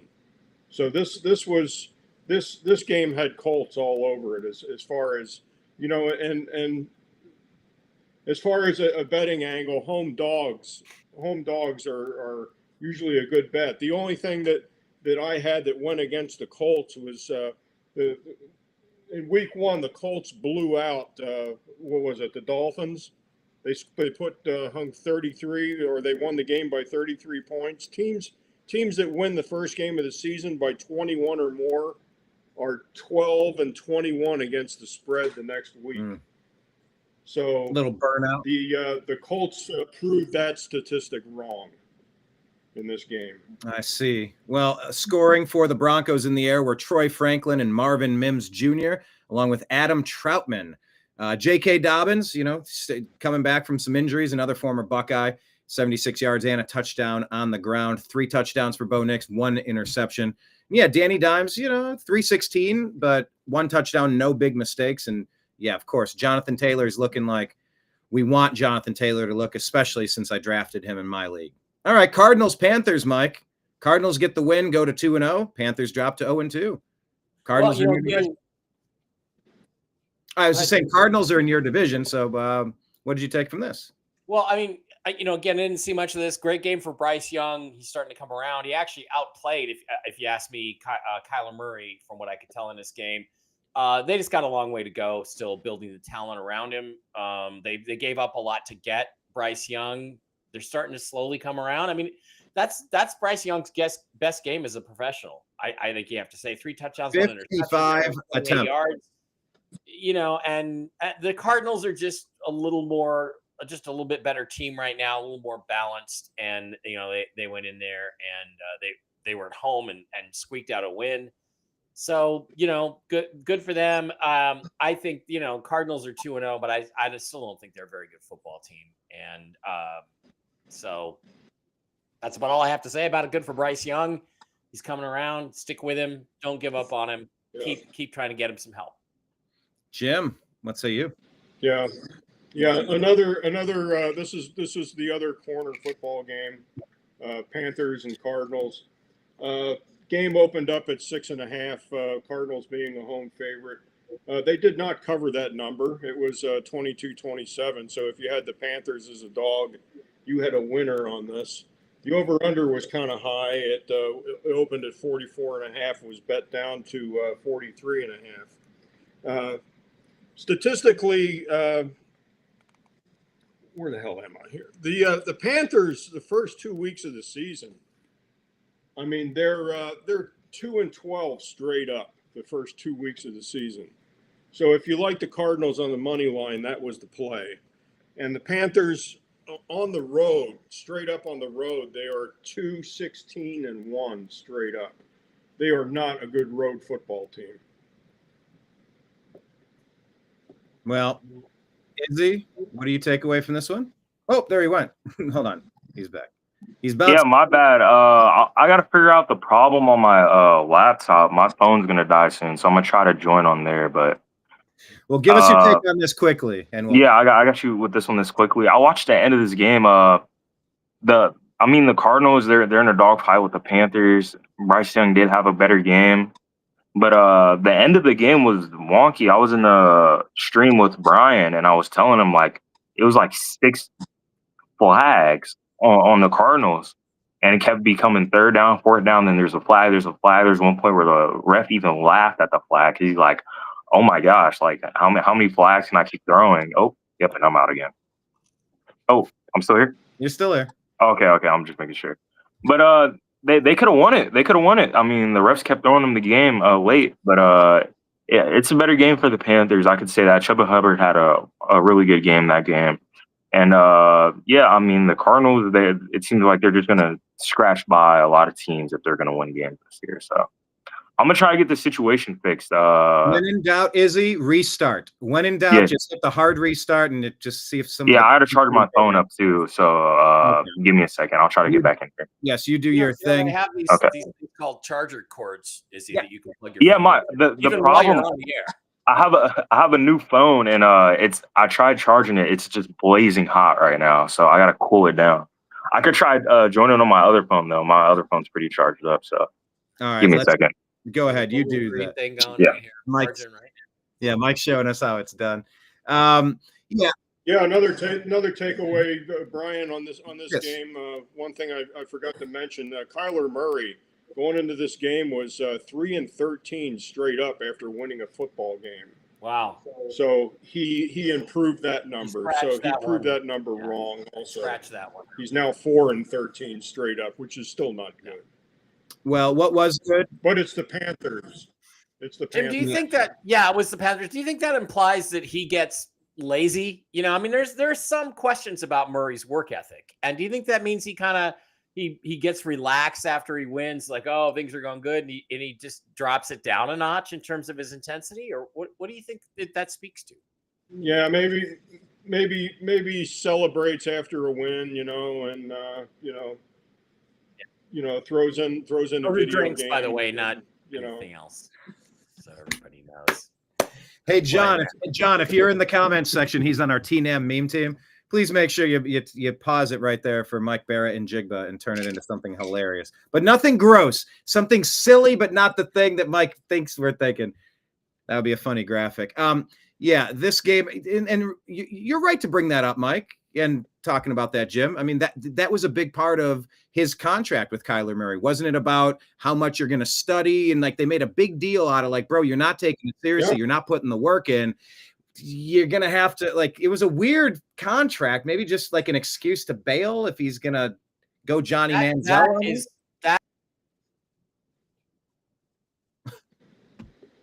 Yeah, it makes you kind of question if teams if we're dropping like flies. I know it's gonna be you and me. If you know, it's that old adage, you know, if teams don't want that information out, they won't release it. I mean, Kyler Murray's contract, you know, with him and Mr. Bidwell, I mean, that's between him and Mr. Bidwell. You know, how would something like that in a contract get out if they didn't want it out? Are they looking, you know, it's almost like they were looking, you know, to trade the guy. But, you know, you don't let something like that, you know, and you can write anything into a contract. And I've put weird things. It leads you to question, why would they release something like that? You know, when it gets dicey, when you get down to the wire, when Myles Garrett wants out, when Micah Parsons wants out, when you're trying to get Kyler, when you're trying to sign Baker, but you only want 3 years, he wants 5, he wants an ultramax, you try to give him it gets wonky. People will release things to get a little bit of leverage or to get some public support and a little bit, I don't know, it just gets wonky. But look, they're 2-0. So we can't hate on them too much, but you know, you beat the Panthers who threw for 55 times on the day. So that sort of tells you a little bit. The scoring plays on that one, Hunter Renfrow had 2 touchdowns, a nice resurgence for Hunter. Good to see that. Hubbard with a touchdown in the air as well. Bryce Young, 3 touchdowns on the day and 1 interception. James Conner ran it in once on the ground, only 34 yards on the ground. And Michael Wilson put it in the reception column for the Cardinals. All right, Eagles, Chiefs. Hey, who called that the Chiefs were going to be bad this year? This guy. They're 0-2. They're 0-2, Mike. 0-2 Chiefs. Eagles take them down. Now, losing to the Eagles is that's fine. No reigning champs, but still. And we thought, you know, I think I took the Eagles in that game simply because I just didn't think the Chiefs were very good right now. But I mean, you know, I've had people they're criticizing Jalen Hurts. So he had 101 yards passing, but he completed the balls when he needed to make the plays. He makes plays other ways with his feet. He gets first downs with a tush push. He's extremely effective, and they won the game, and their defense is still really good. And, you know, people are like, what's wrong with Patrick Mahomes? Well, you're seeing what Patrick Mahomes is when he doesn't have Hall of Fame talent around him. And I'm including his head coach in that, who's a Hall of Fame schematic guy, a Hall of Fame play caller, situational play caller. He had, you know, Tyreek Hill. He's had other first-round pick receivers there. He's had Travis Kelce. He's got talent around him. He doesn't have talent around him right now. There's a lot of injuries. Rashee Rice is out, of course, with his suspension. I just don't like the way things are trending in Kansas City. I don't think it's Mahomes as much as it is. Mahomes is coming down to earth a little bit. And I you know, that's a long-term overall kind of comment. But the Chiefs, you know, they need a receiver. You look at their receiving numbers. I mean, Hollywood Brown, 5 catches for 30 yards. That's a 6-yard average. That's like the average of a running, like a fullback who's like the third down blocking guy who then rolls out and gets the dump off pass if there's nothing downfield. That's that kind of average. Hollywood Brown's supposed to be an outside receiver. He's supposed to be DK Metcalf. You know, and DK, by the way, had a shit, you know, he didn't do shit against the Seahawks, which is funny. That's one of the reasons why we got rid of him. But, I mean, I think DK is still a lot more effective getting downfield than Hollywood Brown. So it's like he's fading away. The guys they have aren't very good. If I'm the Chiefs, man, I'm looking around for a receiver. I'm the first people on the phone to the Dolphins.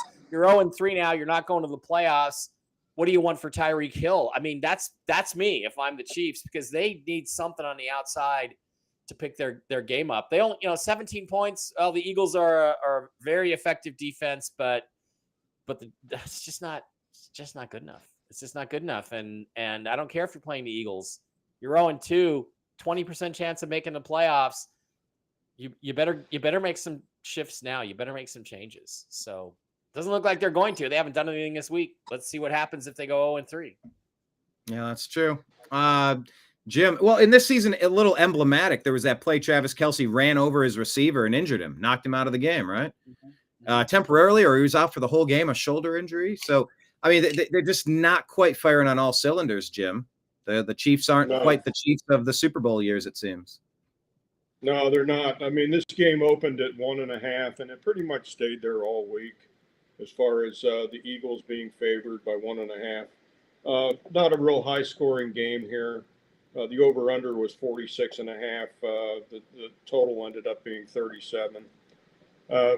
Statistically, the Chiefs were just all over the Eagles statistically on this game, but nothing came to fruition.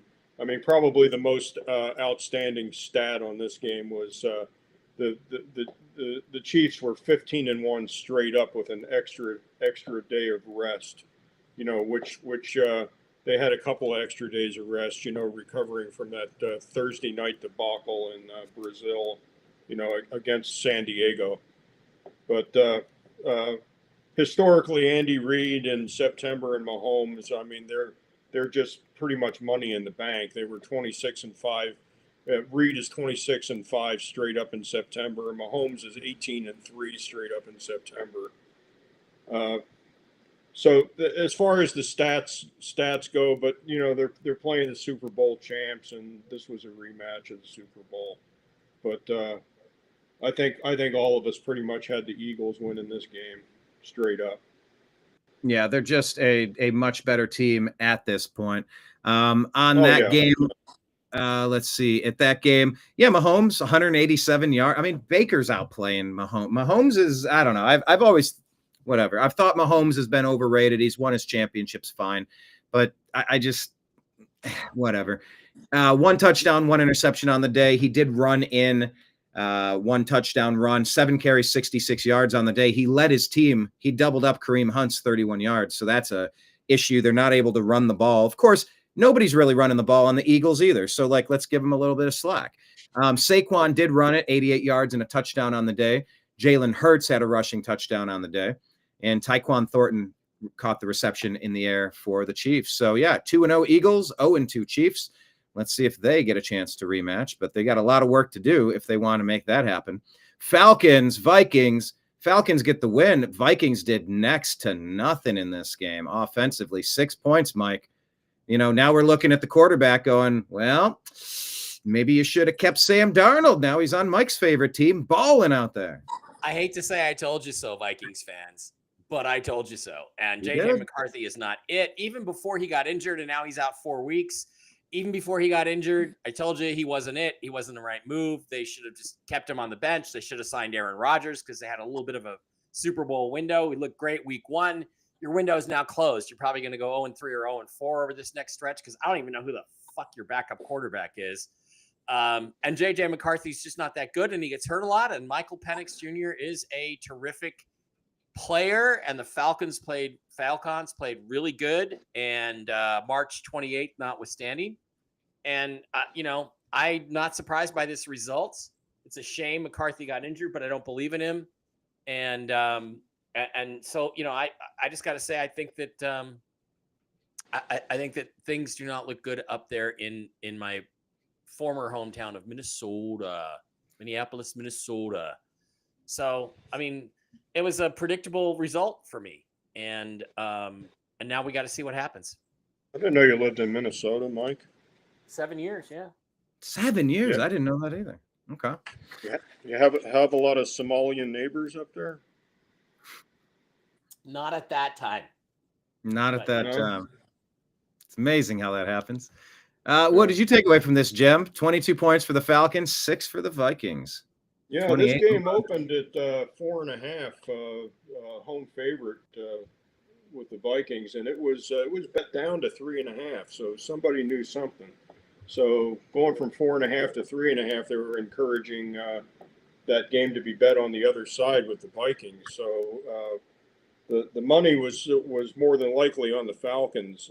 The Falcons improved their stat though as far as playing games on the road. They coming into this game, the Falcons were 7-18 straight up on the road, and they just improved that to 8-18. Still not great, but I think Mike is right. I think Penix is probably the change in this team. And as far as the backup quarterback for who are the Vikings going to start this week? The Vikings are going to start veteran Carson Wentz. Carson Wentz. Yeah. Correct.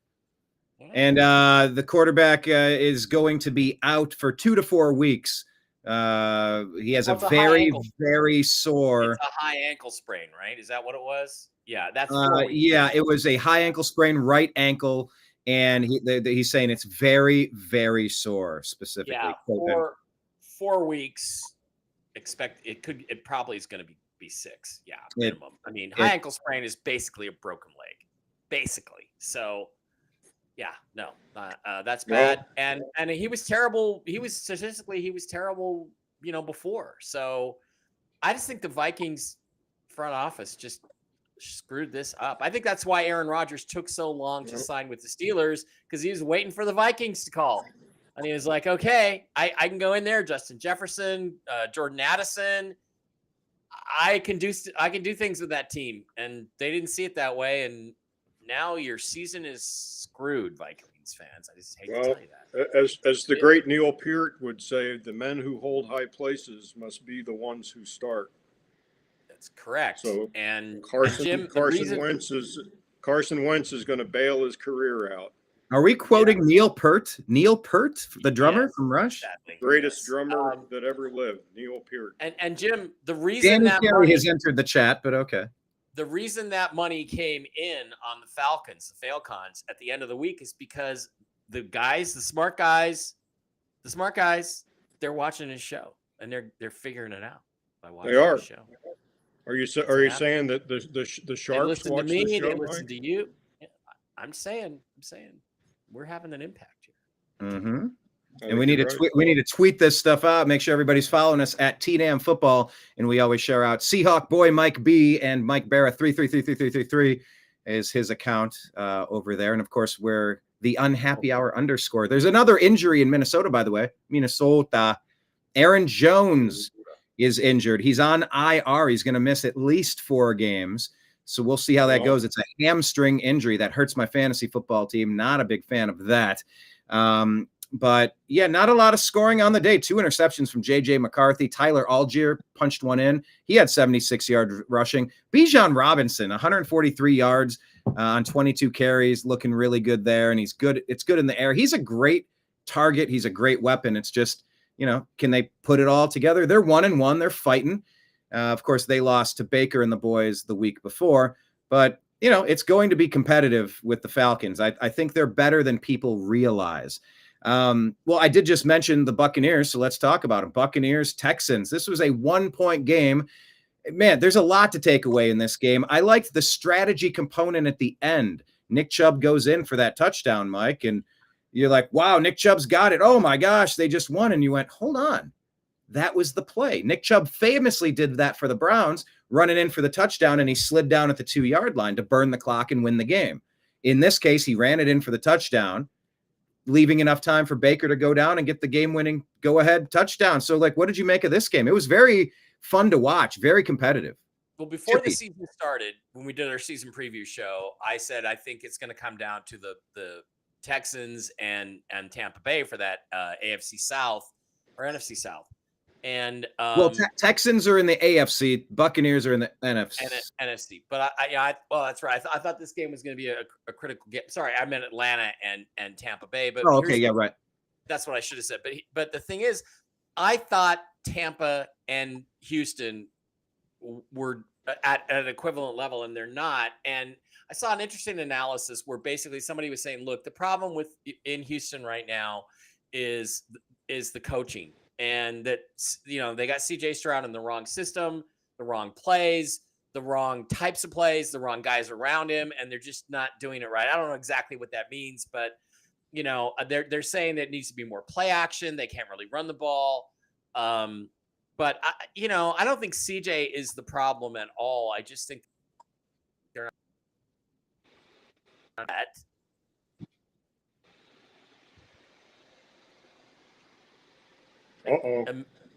What's his name? Okay, hold on. Mike, you froze there for a second. Emeka Egbuka. Can you restart that thought? You froze for about 6 seconds. How do you let Emeka Egbuka, who is Baker's new favorite receiver, get that open on the last play? It's just bad. Or the last touchdown pass. It's bad. And, Tampa just is a solid all-around team. Houston has some holes, and we can see that they're not filled. So, Houston, you're probably not going to the playoffs unless your quarterback picks you up on his back. But it seems like this season's off to a similar pattern to last season, and there probably needs to be some more changes there at the top.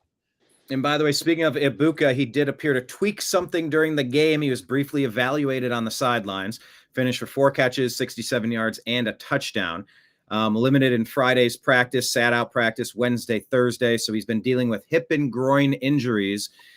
Add to that Chris Godwin's injuries. It's a little tough for the receivers there at the moment. And Baker, that one play Baker was running, when he went down, I feared the worst, going, oh no. And he heard that guy in his ear that's been jawing him for years on the Lions, Gardner something. He jumped right up and got in his face. And I don't know, man. Baker's showing a lot of toughness, Jim. What did you take away from this one? He's a winner. He's an ultra competitive guy, and that's why I really wanted him on the Seahawks. He has that Russell Wilson level of competitiveness. He hates to lose, Baker does, and that's why I loved him and wanted him.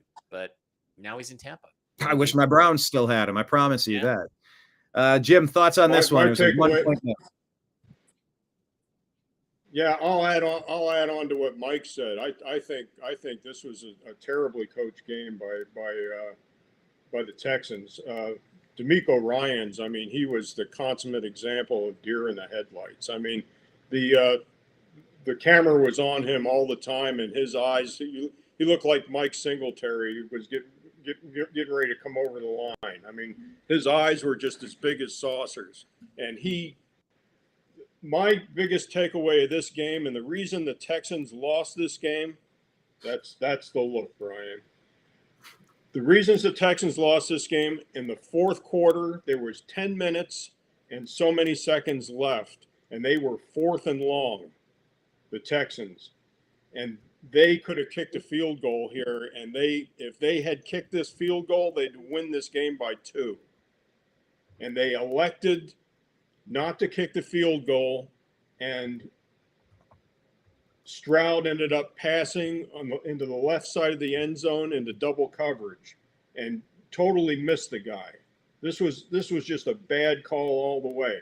They took 3 points off the board. They should have kicked that field goal, and they still would have been down by 1 at this point in the game. But there's still over 10 minutes left to play in the game. They're going to get the ball back. And that's the other thing too. Game away. When you're on the road and you're in, it's one thing if it's a 54-yard field goal and your odds of making that are 50-50 or something. But when you're on the road and you got points in front of you, you always take the points. And that now everybody's like, oh, let's go for it on 4th down and all this analytics bullshit. And again, how many games have been lost because coaches don't do that anymore? The Texans were home in the Dome, and I had Baker on the money line in this game. I thought Baker was going to win the game. I thought the Buccaneers were going to win this game. It just comes down to coaching. Ryans just looked like he was.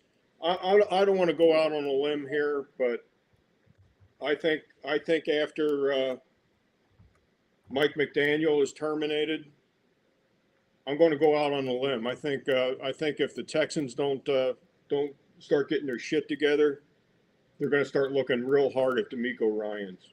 Yeah, and okay, sorry, that was a home game. That's just my prediction here.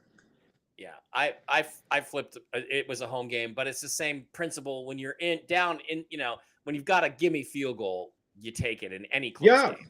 So take the points. They would have won the game by 2 if they had kicked that field goal. Well, do you guys remember the AFC Championship game? I think it was the game against the Colts in 2006, maybe, when Colts Patriots. Was it that game when basically the Colts went on to win the Super Bowl? Or it might have been the Broncos. It was the Broncos Colts in 2015. And Bill Belichick is down inside the 10 or 15 yard line, right? 3 times in the fourth quarter, and he goes for it on 4th down every time, doesn't get any of them. That's 3 field goals. They would have won the game if they'd just taken field goals in all 3 of them. And it's like, you just don't give away easy points that are staring you in the face, even if it's only 3 points. Yeah, well, that's where they came up with the term definition of insanity. Belichick just proved that point. Doing the same thing over and over, expecting different results. D'Amico Ryans, he did a great job beating the Cleveland Browns when we made our playoff run 2 years ago. We were primed, we were playing well, and we just ran into a buzzsaw. They seemed to have our number. I don't know if we were tipping them off. They just played a fantastic game to knock us out of the first round of the playoffs. It's interesting to see the fall from grace. Curious to see if he will last the season.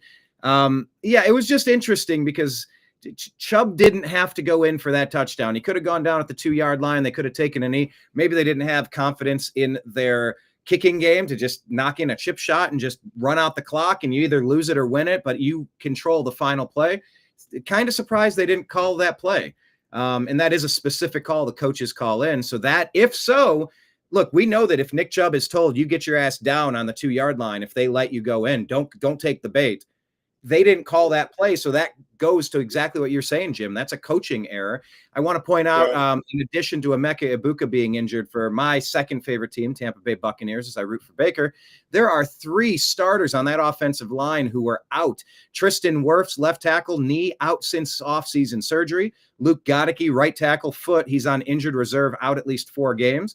And Cody Mauch, right guard, knee, on injured reserve, out for the season. So a lot of these highlights, you saw Baker running for his damned life. There's a reason for that. That line is in shambles. So it's going to be a storyline to keep up on as the season develops. But, 2-0 Buccaneers, 0-2 Texans.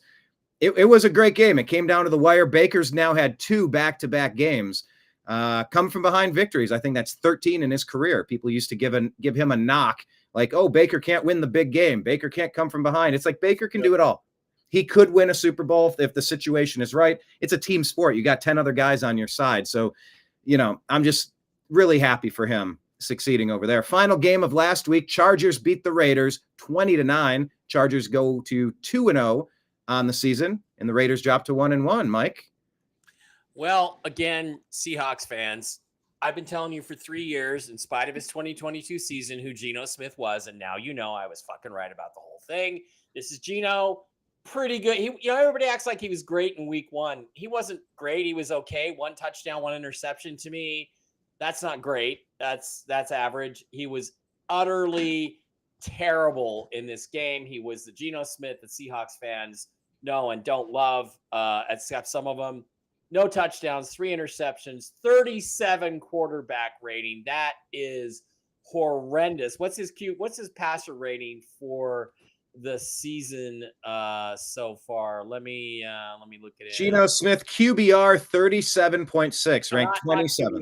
QBR is a joke. I only interested in passer rating. Let's go to stats. The passer rating this year so far is 66. That's pretty terrible. 1 touchdown, 4 interceptions. That's Geno. Physically, he can do everything. He doesn't have it between the ears. And again, Jim Harbaugh got a good, solid team. He's got Justin Herbert as a quarterback. And, they just smothered the Raiders offense. And that's all it comes down to. They just weren't very good. They were better. Jim Harbaugh is now 3-5 as a professional head coach against Pete Carroll. He was 2-5. Good for Jim Harbaugh. So, not much to say about it beyond that. Jim, what say you? Yeah, Geno was atrocious. I mean, Mike, how many times did you see him throw into triple and 4-way coverage? I mean, it was just unbelievable. I mean, he threw in the end zone into 4-way coverage, and I don't think San Diego didn't catch the ball, but neither did Oakland. But Las Vegas. Geno Smith, going back, talking about Smith, going back to his days in Seattle. I mean, he's 4-12-1 against the spread at home. So the play was definitely not on Oakland, last week. But San Diego is not that great versus teams with winning records. Hey, I mean, this was not San Diego. 4-7 straight up, but they're 4-7 straight up. Oakland. This was not San Diego against Oakland. This was not San Diego against Oakland. This was Las Vegas against LA. By the way, I'm wearing my Indians shirt today, my Indians jersey. Jose Ramirez is the last player who played on the Indians before they changed their name. By the way, I'm wearing my great Great Race shirt. Yeah, push the today. button, Max. Yeah, that's funny. The great Jack Lemmon. They are always going to be the Oakland Raiders to me and the San Diego Chargers. But And they're the San Diego Chargers. Well, the Chargers had 2 touchdowns in the air, one to Quentin Johnson having a nice season, and Keenan Allen having a resurgence. Another touchdown for him, receiving Omarion Hampton and Najee Harris split carries, and not a whole lot on the ground for them. But yeah, definitely less going on for the Raiders, that's for sure. Well, I mean, that's the thing is you look at the Raiders overall, right? And look, I'm going to tell you, I think the thing is holding them back is the quarterback, and I think that's the team that's going to hold them back. So, you know, if the Bears really want to dump Caleb Williams, man, if I was the Raiders, I'd be all over that shiz, because Geno is not the answer. And you know, Tom Brady sitting there in the owner's box saying, "Hey, man, if there's a chance to, I don't know, we'll see if the Bears are going to be that quick to bail on their high draft pick." Yeah, but they might be. But I'll tell you what, Tom Brady is not rubbing off on Geno Smith. He's not. No, it hasn't happened yet. Now, Deshaun Watson rubbing off on someone, that got him into a little legal trouble. But that's a different story. You guys said rubbing off. Yeah. Very intentional. Do we want to do Jim's betting stuff now? Let me switch over to that. I can, or do you have it? Or I do have it. Yeah, you shared it and then I retweeted it. So let's pull it up here. Share this tab instead. Broncos Chargers giving 2.5. Let me go bigger screen. No, I think go to the next one. Go to the next picture because I think they're in reverse order. I think. Oh, okay. Let's start with Dolphins Bills. But that's already been adjudicated. Dolphins Bills. This game was already played. Yeah. Adjudicated. All right. Good phrase. What did the trends say though? Yeah. The trends did say Bills, right? Tua is 2-10 straight up as a dog. So he's now 2-11 straight up. The number opened at 12.5, and it went to 11.5, encouraging money to come in on the Bills.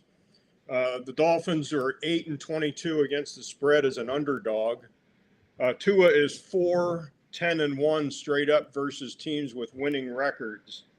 And the Dolphins are now 1-16 straight up versus teams with winning records. 1-16. The Bills are now 12-1 straight up at home. They are 14-8 against the spread. Bills are 13-2 straight up versus the Dolphins. They're now 14-2 straight up. The Bills are now 9-0 straight up at home against the Dolphins. The Bills are 5-3-1 against the spread versus the Dolphins. And double-digit favorites are 16-2 straight up. So this game was already played. It was there were thunderstorms in the area. It was, I guess, at game time. It was 91 degrees at game time. So. All right. Well, I mean, you know, I don't know what to say about that game. It was the Dolphins kept it closer than I thought they would. But what about the Colts Dolphins Titans? ended up covering. So. What about Colts Titans? Colts Titans. This game opened at 3.5. It's been bet up to 4.5 now. The Titans are 3-16 against the spread. They are 0-9 against the spread at home. And the Colts historically are 4-0 straight up against the Titans. I don't like the 4.5.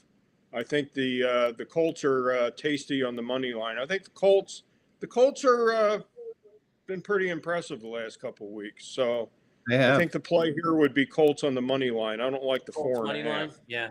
If it was Colts 3, I'd go ahead and lay the 3. Game time, it's supposed to be 89 degrees and partly cloudy. Okay. Yeah. Well, I'm writing that down. Colts money line. Yep. Yeah, Colts money line. I would put them on a parlay on the money line.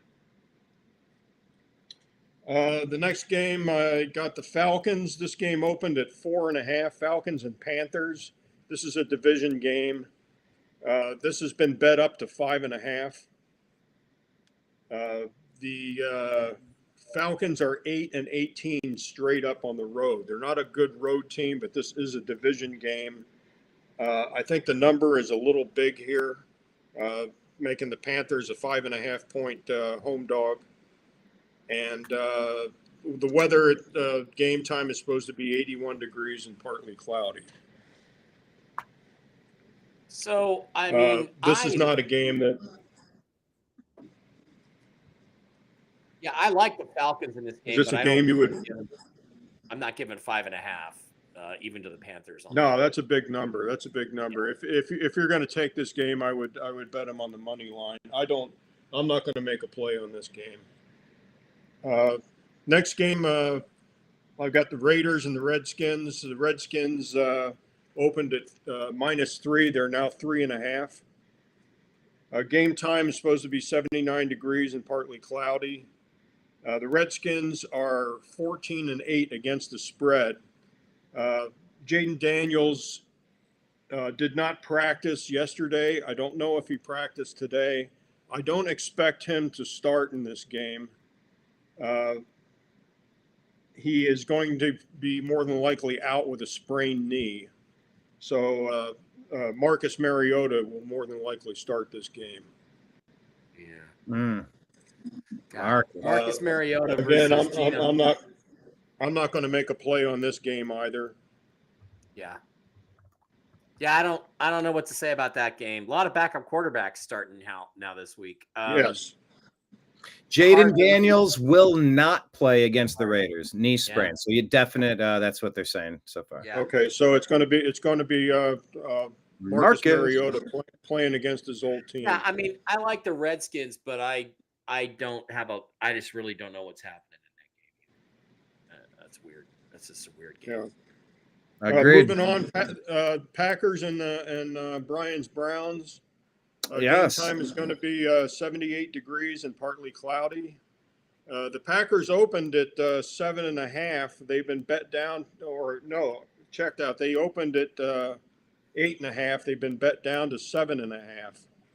So the number opened kind of high. So they went ahead and lowered that number. The Packers are 17-3 straight up the first 3 weeks of the season. So the Packers' first 3 weeks of the season start out pretty strong.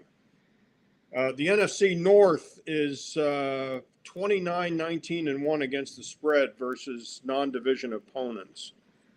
Green Bay is 9-4 straight up when favored by 4 points or more. And Cleveland is 17-31 against the spread after a loss. So almost 2-1 there. If I could get 8.5, I might consider taking the Browns in that game. But what do you think?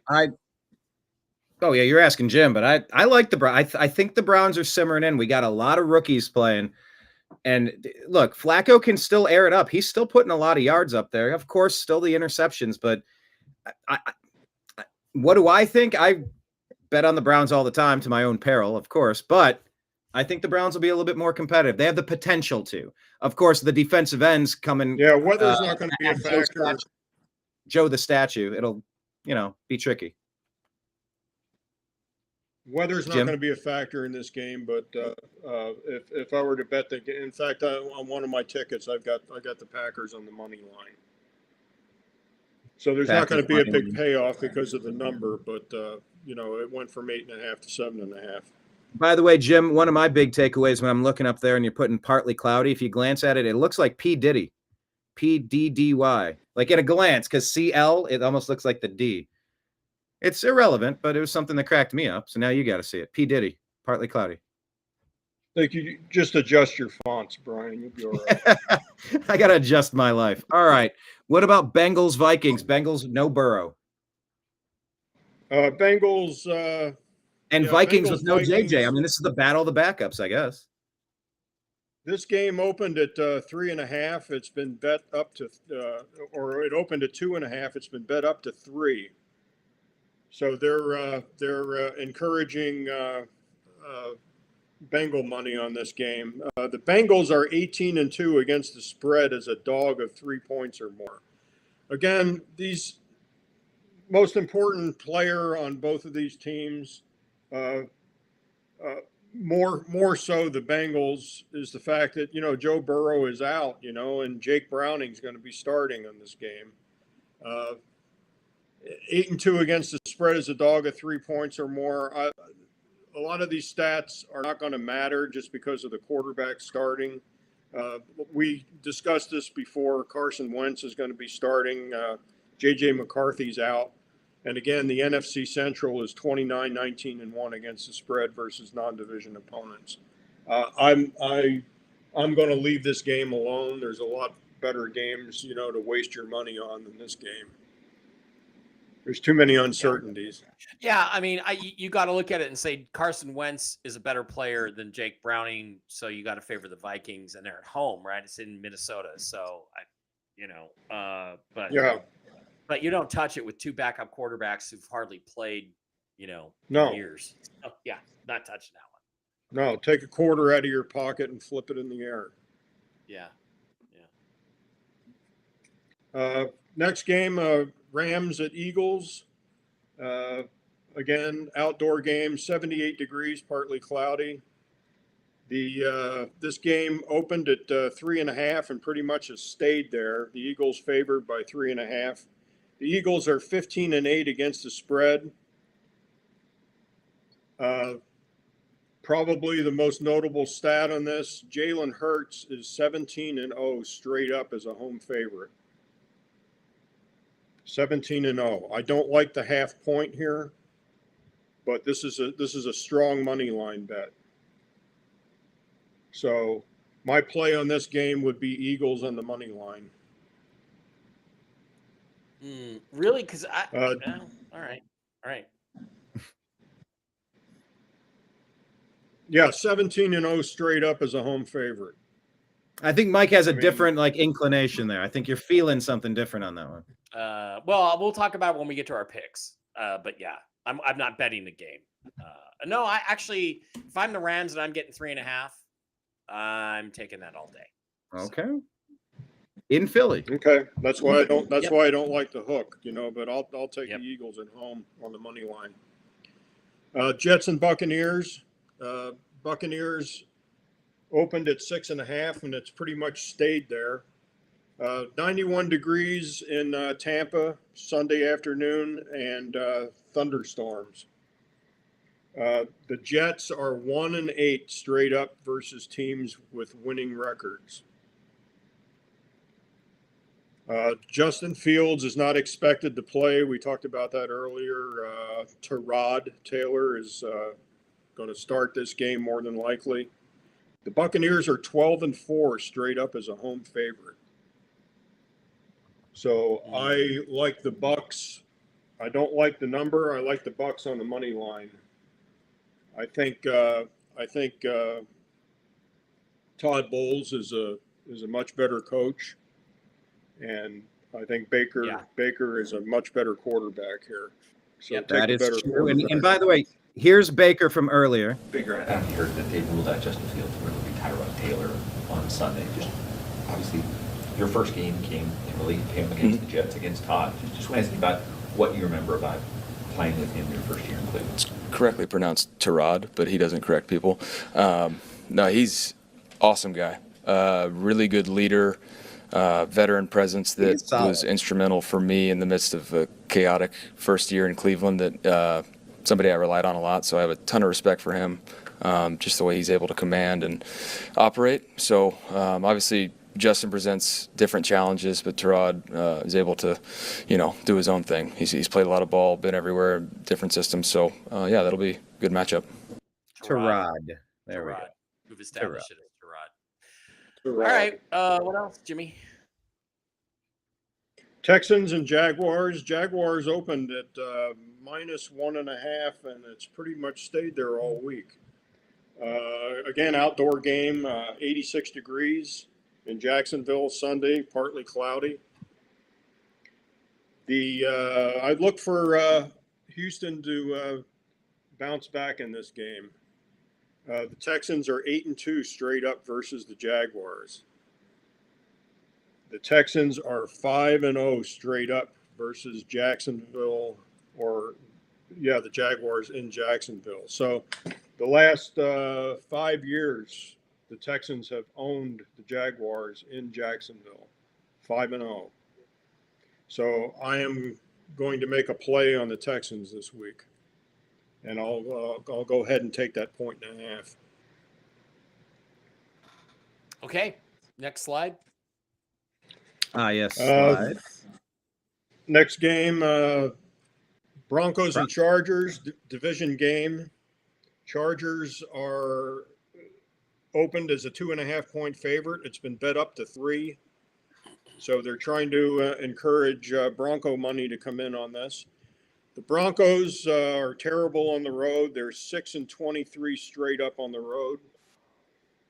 And the Broncos are 17-25 against the spread. So the play here, 3 is not a terribly large number. It is a division game. So if you have the inclination to bet this game, I would go ahead and take San Diego. I am not personally going to play this game. Saints and or Seahawks. Seahawks opened at -7. They've been bet up to 7.5, which is a big number. Teams that played Santa Clara the week before are 17-30 straight up the week after. The Saints played Santa Clara last week. This game is going to be 69 degrees at game time with rain. So New Orleans is an indoor team, as everybody knows, and it's forecasted to rain in Seattle. Imagine that. Yeah. So I'm not absolutely happy about the 7.5, but I do like Seattle on the money line here to win the game. Moving on, Cowboys are now a 1.5 favorite versus the Bears. Only 1.5 points, Cowboys Bears. 1.5 favorite. Now, this game is strange. This game opened Chicago -1.5 at the beginning of the week. The last couple of days, this line has moved 3 points. It's now Cowboys favored by 1.5. Why would the Bears open the Bears as being a favorite? No one understood this. Yeah, it opened 1.5 Bears. It's now Cowboys 1.5. That's a 3-point swing in this game. The Cowboys are 5-17 straight up as a dog. The Bears are 12-33 straight up. Teams that played Detroit the week prior are 5-10 straight up, and they are 2-13 against the spread the week after. So the Bears played Detroit last week. The NFC Central is 29-19-1 against the spread versus non-division opponents. 78 degrees in Chicago Sunday with thunderstorms. Mike, can you understand why the Bears are favored 1.5? Obviously, it moved by 3 points, but what am I missing? Well, okay, so the thing you're missing is one thing you have to factor in is the desperation factor, and it is desperation time for the Bears. They have to win the game, so I think that's a factor. The Bears are favored? Yeah, they were to start, and it swung 3 points, is what you said. Yeah, because Jalen Johnson's out. Yeah, the beginning of the week, the Bears opened at 1.5. Now, as a result of that, well, shake your head, but they did open at 1.5. All the sports books had the Bears favored by 1.5. I'm not saying the line's correct, but that's the number. Yeah. The money, the local money and the sharps have bet the Cowboys to 1.5. So there's a 3-point spread on this game. I'm lost. You're speaking another language right now. 1.5 Cowboys. So the Okay, Cowboys so- is the right side in this game. So the Bears were favored by 1.5. Now the Cowboys are favored by 1.5. That's a 3-point swing. So people are saying the money's coming in on the Cowboys. Okay. The money is coming in on the Cowboys. So what they're All right. trying to do by making the Cowboys a favorite, they're trying to discourage any more money coming in on the Cowboys. And we talked about this probably last week.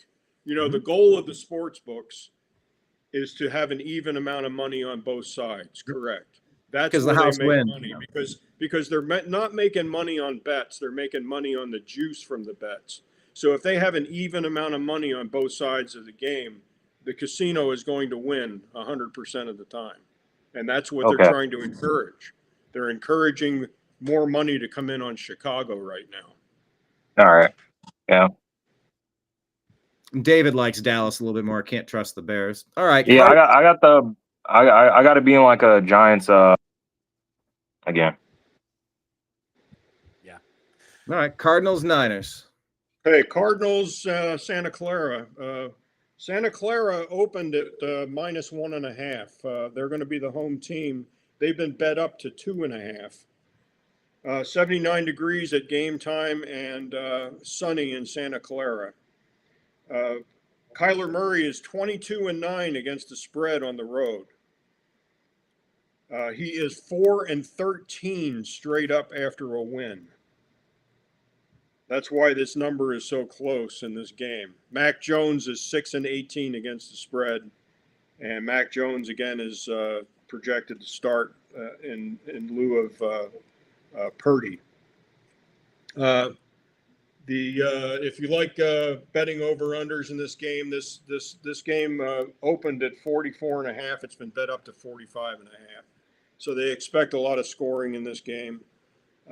Division game -2.5.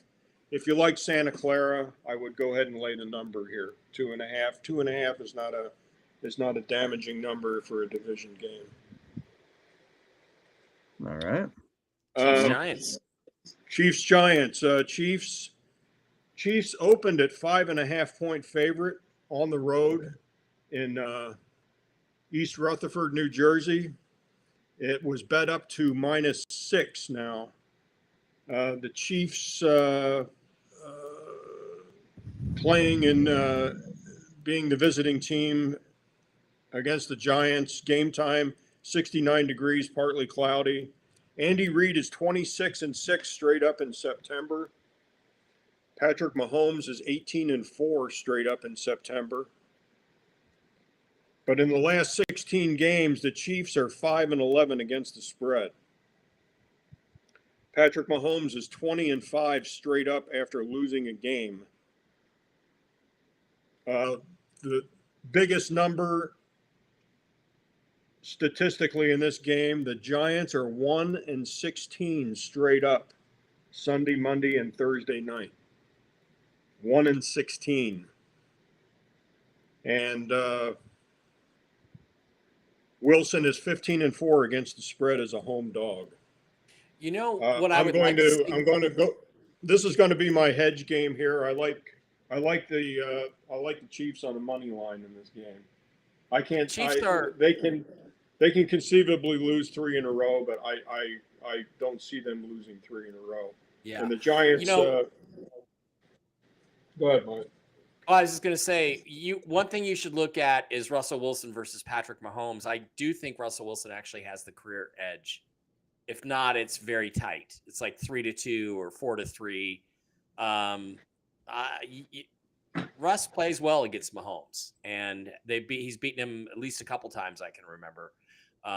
So I would say I kind of like the Giants and the 5.5 on that one, but I don't know if I'm going to bet it. We'll see. Well, if you like them, you're going to get 6 now. So 6 is a much better number. All right. Well, yeah. I kind of like that. But we'll see. Also, Andy Reid and Mahomes, 26-6 straight up in September. Andy Reid, Mahomes, 18-4. Yeah, but they're 0-2 in September in 2025. So yeah, I'm not enamored.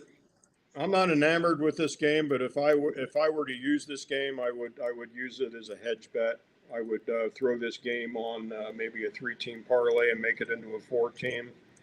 And then once your 3 teams go ahead and lock up the ticket, just go ahead and you can go ahead and bet the other side and lay a minimal amount of money on the Giants.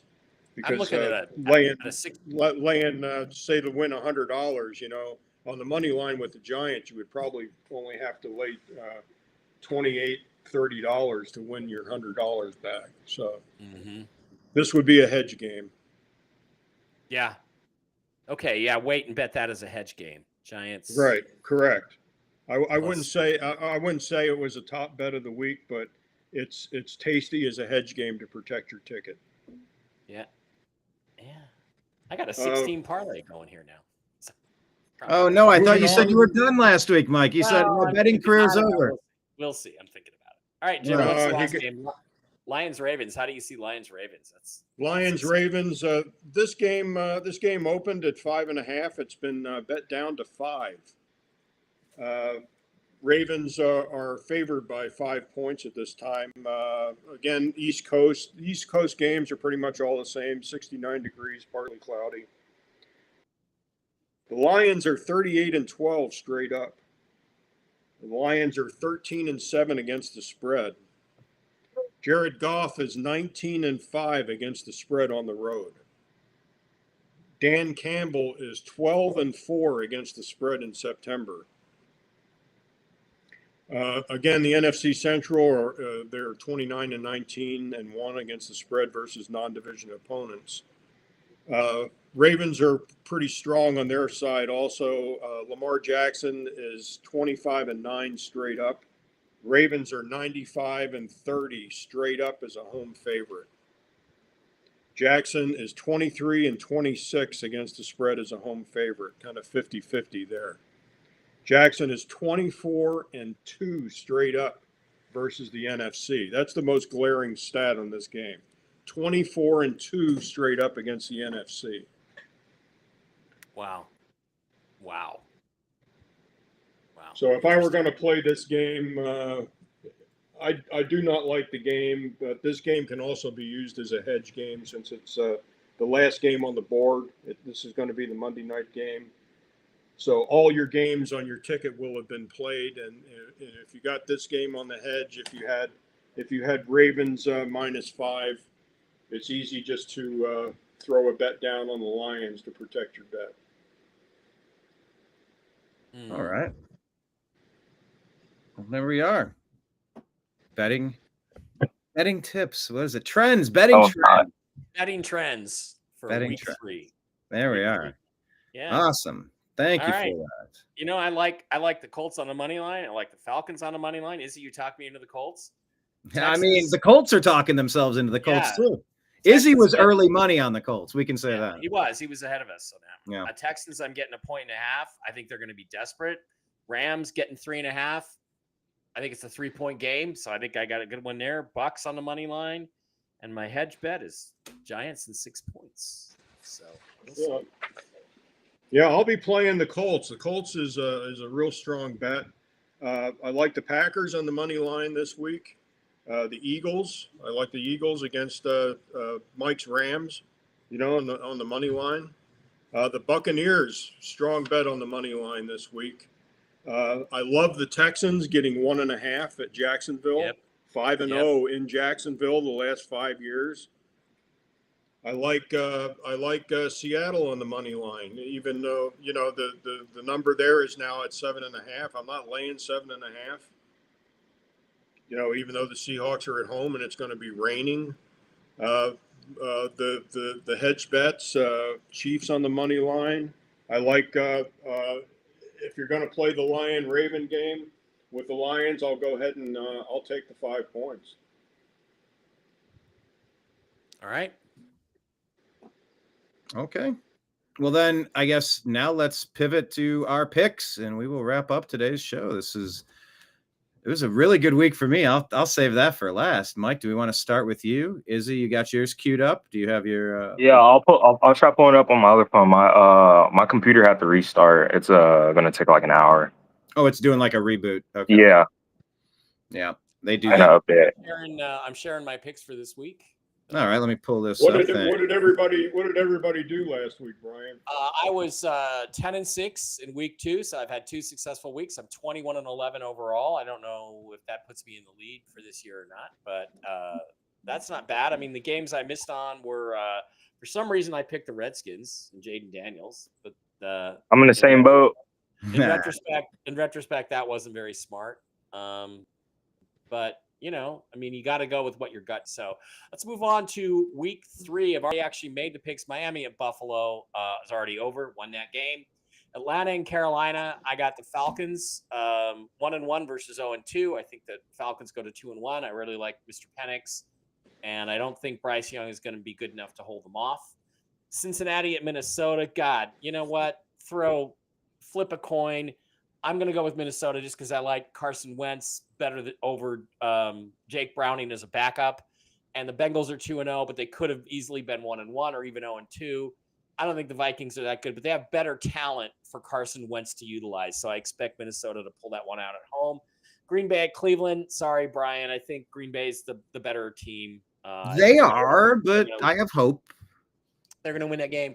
Houston versus Jacksonville. Houston, you're 0-2. I shouldn't pick you, but I'm getting 1.5 points. I'm absolutely taking that. And I think Houston is desperate. They're going to be more desperate. They're going to be the desperate team. They're going to win. Tennessee may be desperate, but they don't have any bullets in the gun. I like the Colts going on the road and beating the Tennessee Titans.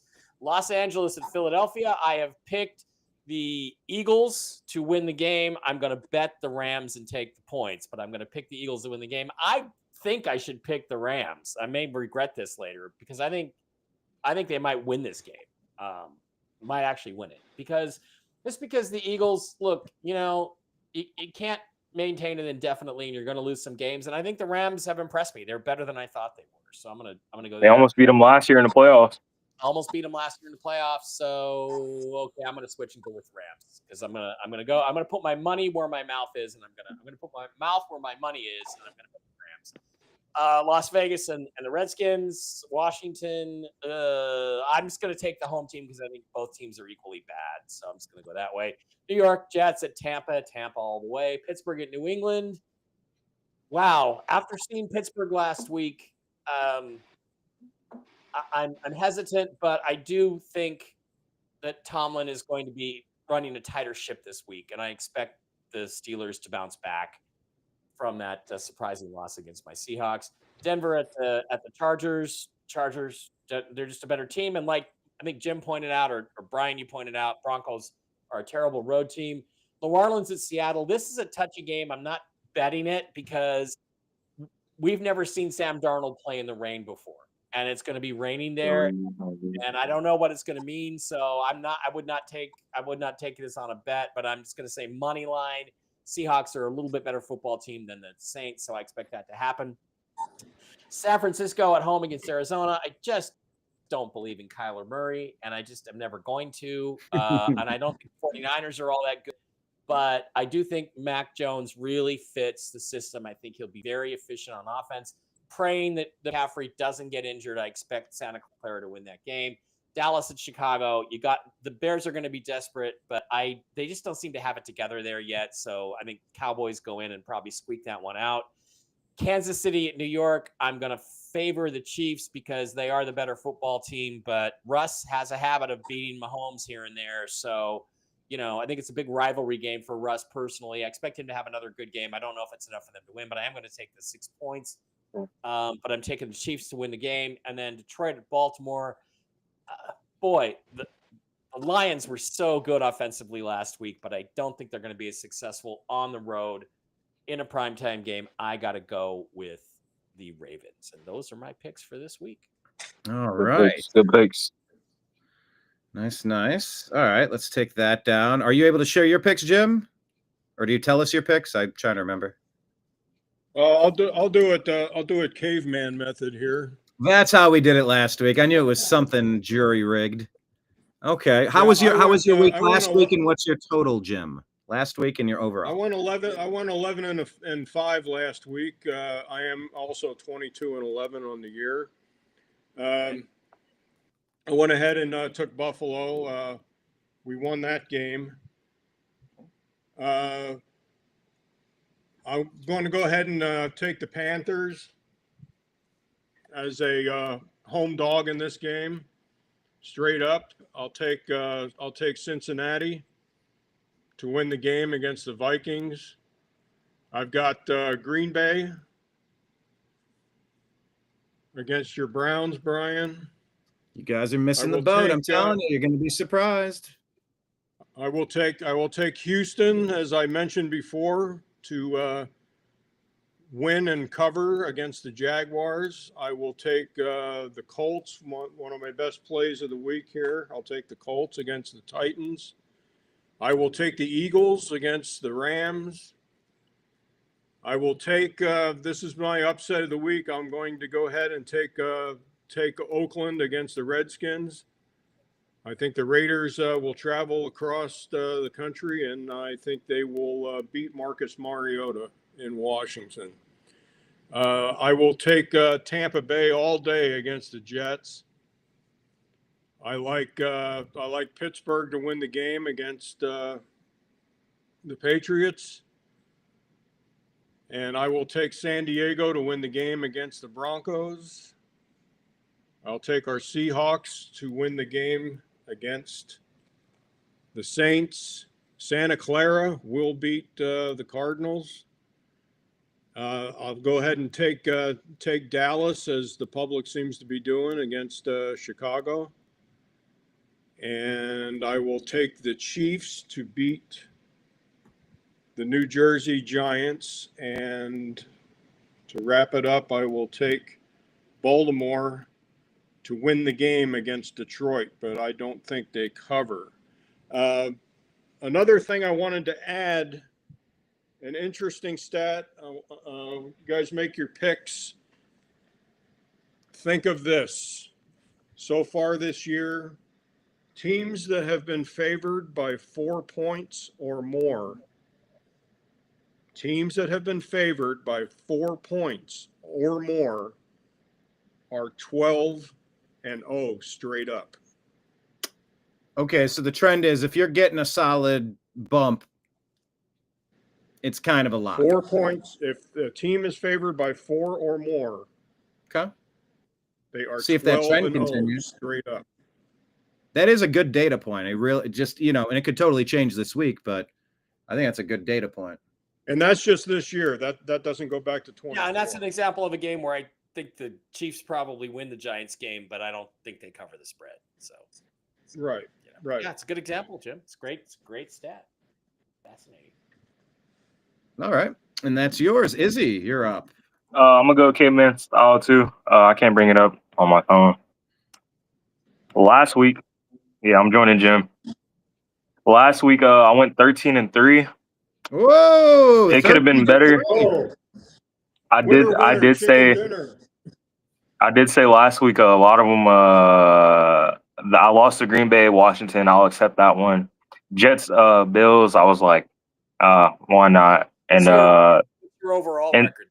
Are you and leading? Saints and 49ers. I was like, why not as well? I was just hating on both those teams for no reason. I'm 23-9. Ah, he's the leader. 23. Oh, Yep. 23-9. All right, I'm gonna try to get through these before my phone dies. Okay. Run. So week 3, those games I lost. I'm gonna be a little hater this week, a little more. I'm gonna take Atlanta, Carolina, Minnesota versus the Bengals. I feel like Carson Wentz is gonna outplay JJ McCarthy, and there's gonna be some controversy there. No, McCarthy. Oh, okay, yes, okay, gotcha. Sorry. Yeah. Green Bay, Cleveland. I think Joe Flacco is gonna take down Green Bay. Houston, Jacksonville. I'm gonna take Jacksonville. I watched the Texans game. Just horrible coaching all around. I don't understand what happened last week. I was right on that game though. Indianapolis, Tennessee. I'm gonna take Indianapolis, of course. Rams, Philadelphia. I'm gonna take the Rams. Las Vegas, Washington. I'm gonna take the Raiders against the Washington Redskins. Tampa Bay, New York. I'm gonna take Tampa Bay. New England, Pittsburgh. I'm gonna go New England. It's gonna be like 14-17 that game. Denver, Los Angeles.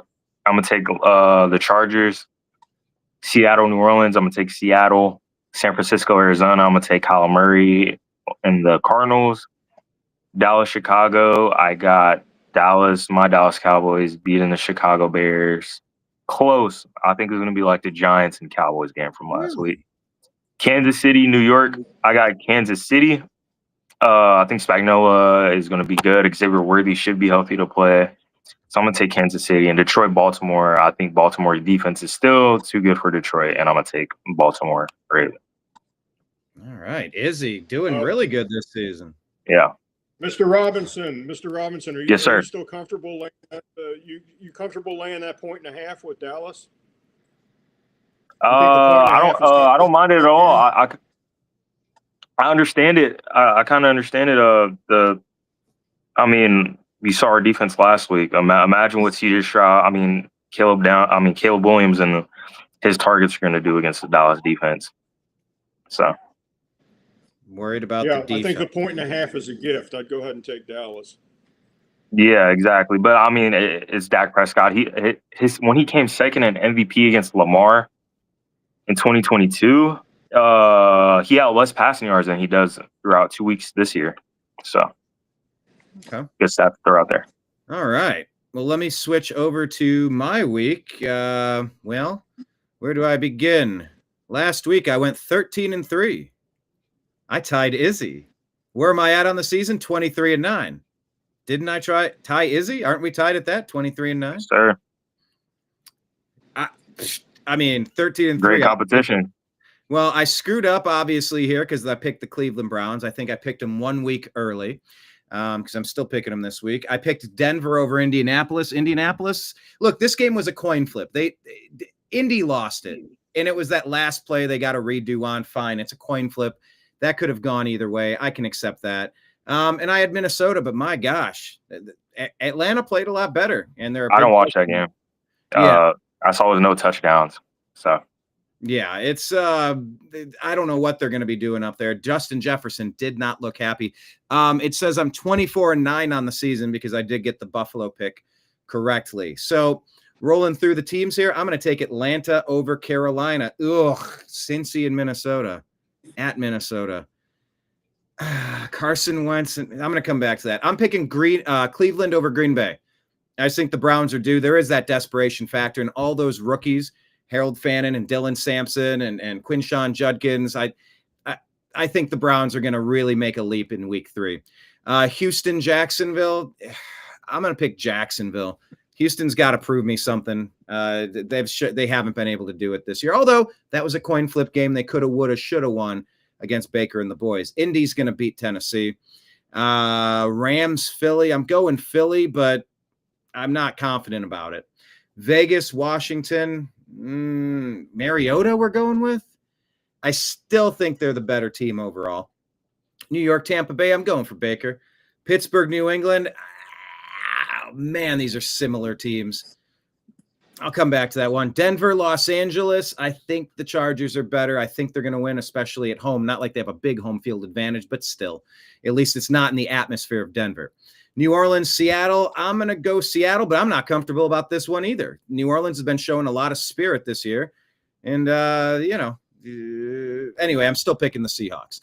Arizona, San Francisco. This is another pick 'em. I think San Francisco just has the pedigree, but I think it'll be very close. I wouldn't put money on it if there were points involved. Dallas, Chicago. I'm going to go Dallas. I just don't see why people think this is going to be close. We'll see, obviously, because of the defense. Okay, I'll give you that. I think it's going to be close. And that might well be the case, but I will give the edge to Dallas. KC, New York, 2 0-2 teams. Obviously, KC's theoretically the better team, right? So I'm going to go New York. I just really see it spiraling out of control in Kansas City. Detroit, Baltimore, in Baltimore. Oof. God, that's another tough game. Let me go back up to the top here. Cincy, Minnesota. I'm going to give the edge to Minnesota. I don't think they're that bad, but we'll see. Pittsburgh, New England. I'm going Pittsburgh. And then Detroit, Baltimore. Man, I'm going to go Detroit to win it. And those are my picks. I have 2 things for you guys before we end and before my phone dies. It's at 30%. Yes, sir. Ashton Genty is going to get his first 100-yard rushing game this Ooh, week. predictions. Yes. Okay. And Carson Wentz is going to have like 4 touchdowns, either on the ground combined or passing TDs combined. Carson Wentz. Those are my 2 personal locks for the week. Izzy's locks. Are you doing something on your FanDuel? Oh, yeah, probably like a parlay or something. I mean, I've been hitting for the past 2 weeks, so I think I'm good. So you got the Raiders beating the Redskins, right, Iz? Yeah. Okay. Yeah. Good Vegas. pick. Gino, the thing about Gino, is he's up and he's down and he's up. And Yeah, he's down. I watched that game. Yeah. When he has those good games, He does. That game was atrocious. He has good games and really bad ones. That's why I said Jency's going to get 100 yards. Okay. Right. Yeah. Any other keys or picks or locks? Any of you guys? Well, I got my 16 parlay. Kind of Colts on the money line, Falcons on the money line, Texans taking 1.5, Rams taking 3.5, Bucks on the money line, and then my cover game is Giants in the 6. Mike, that is the definition of a degenerate.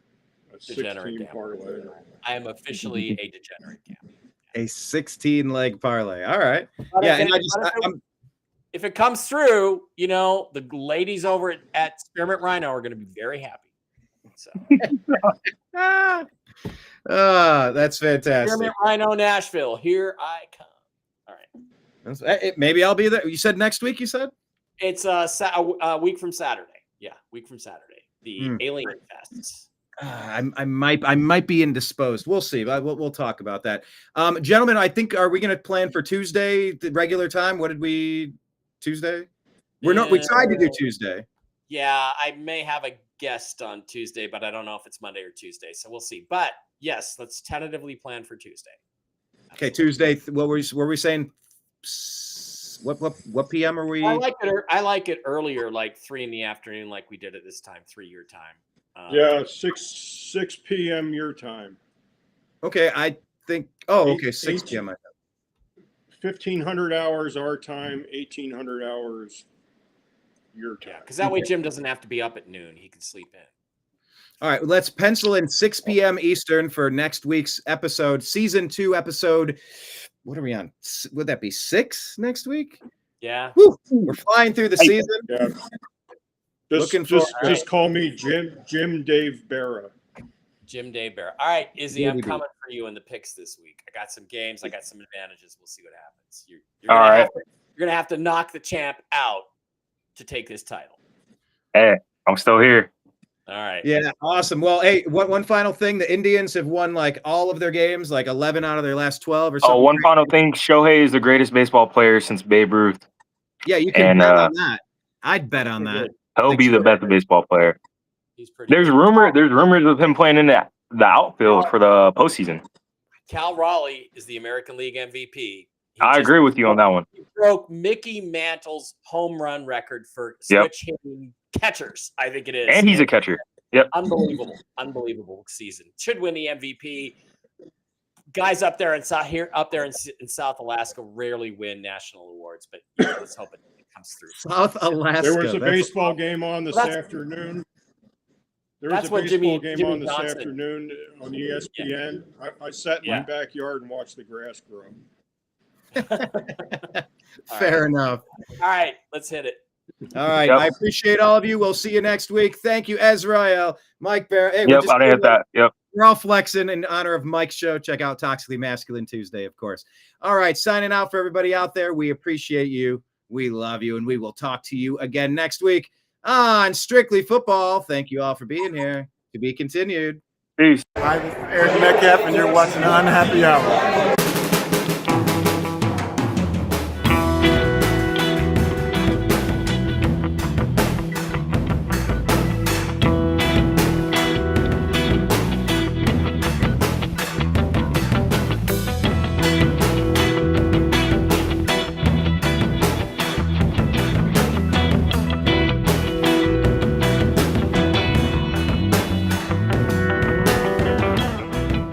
New American Media is proud to present a division of the Unhappy Hour sports show, Strictly Football.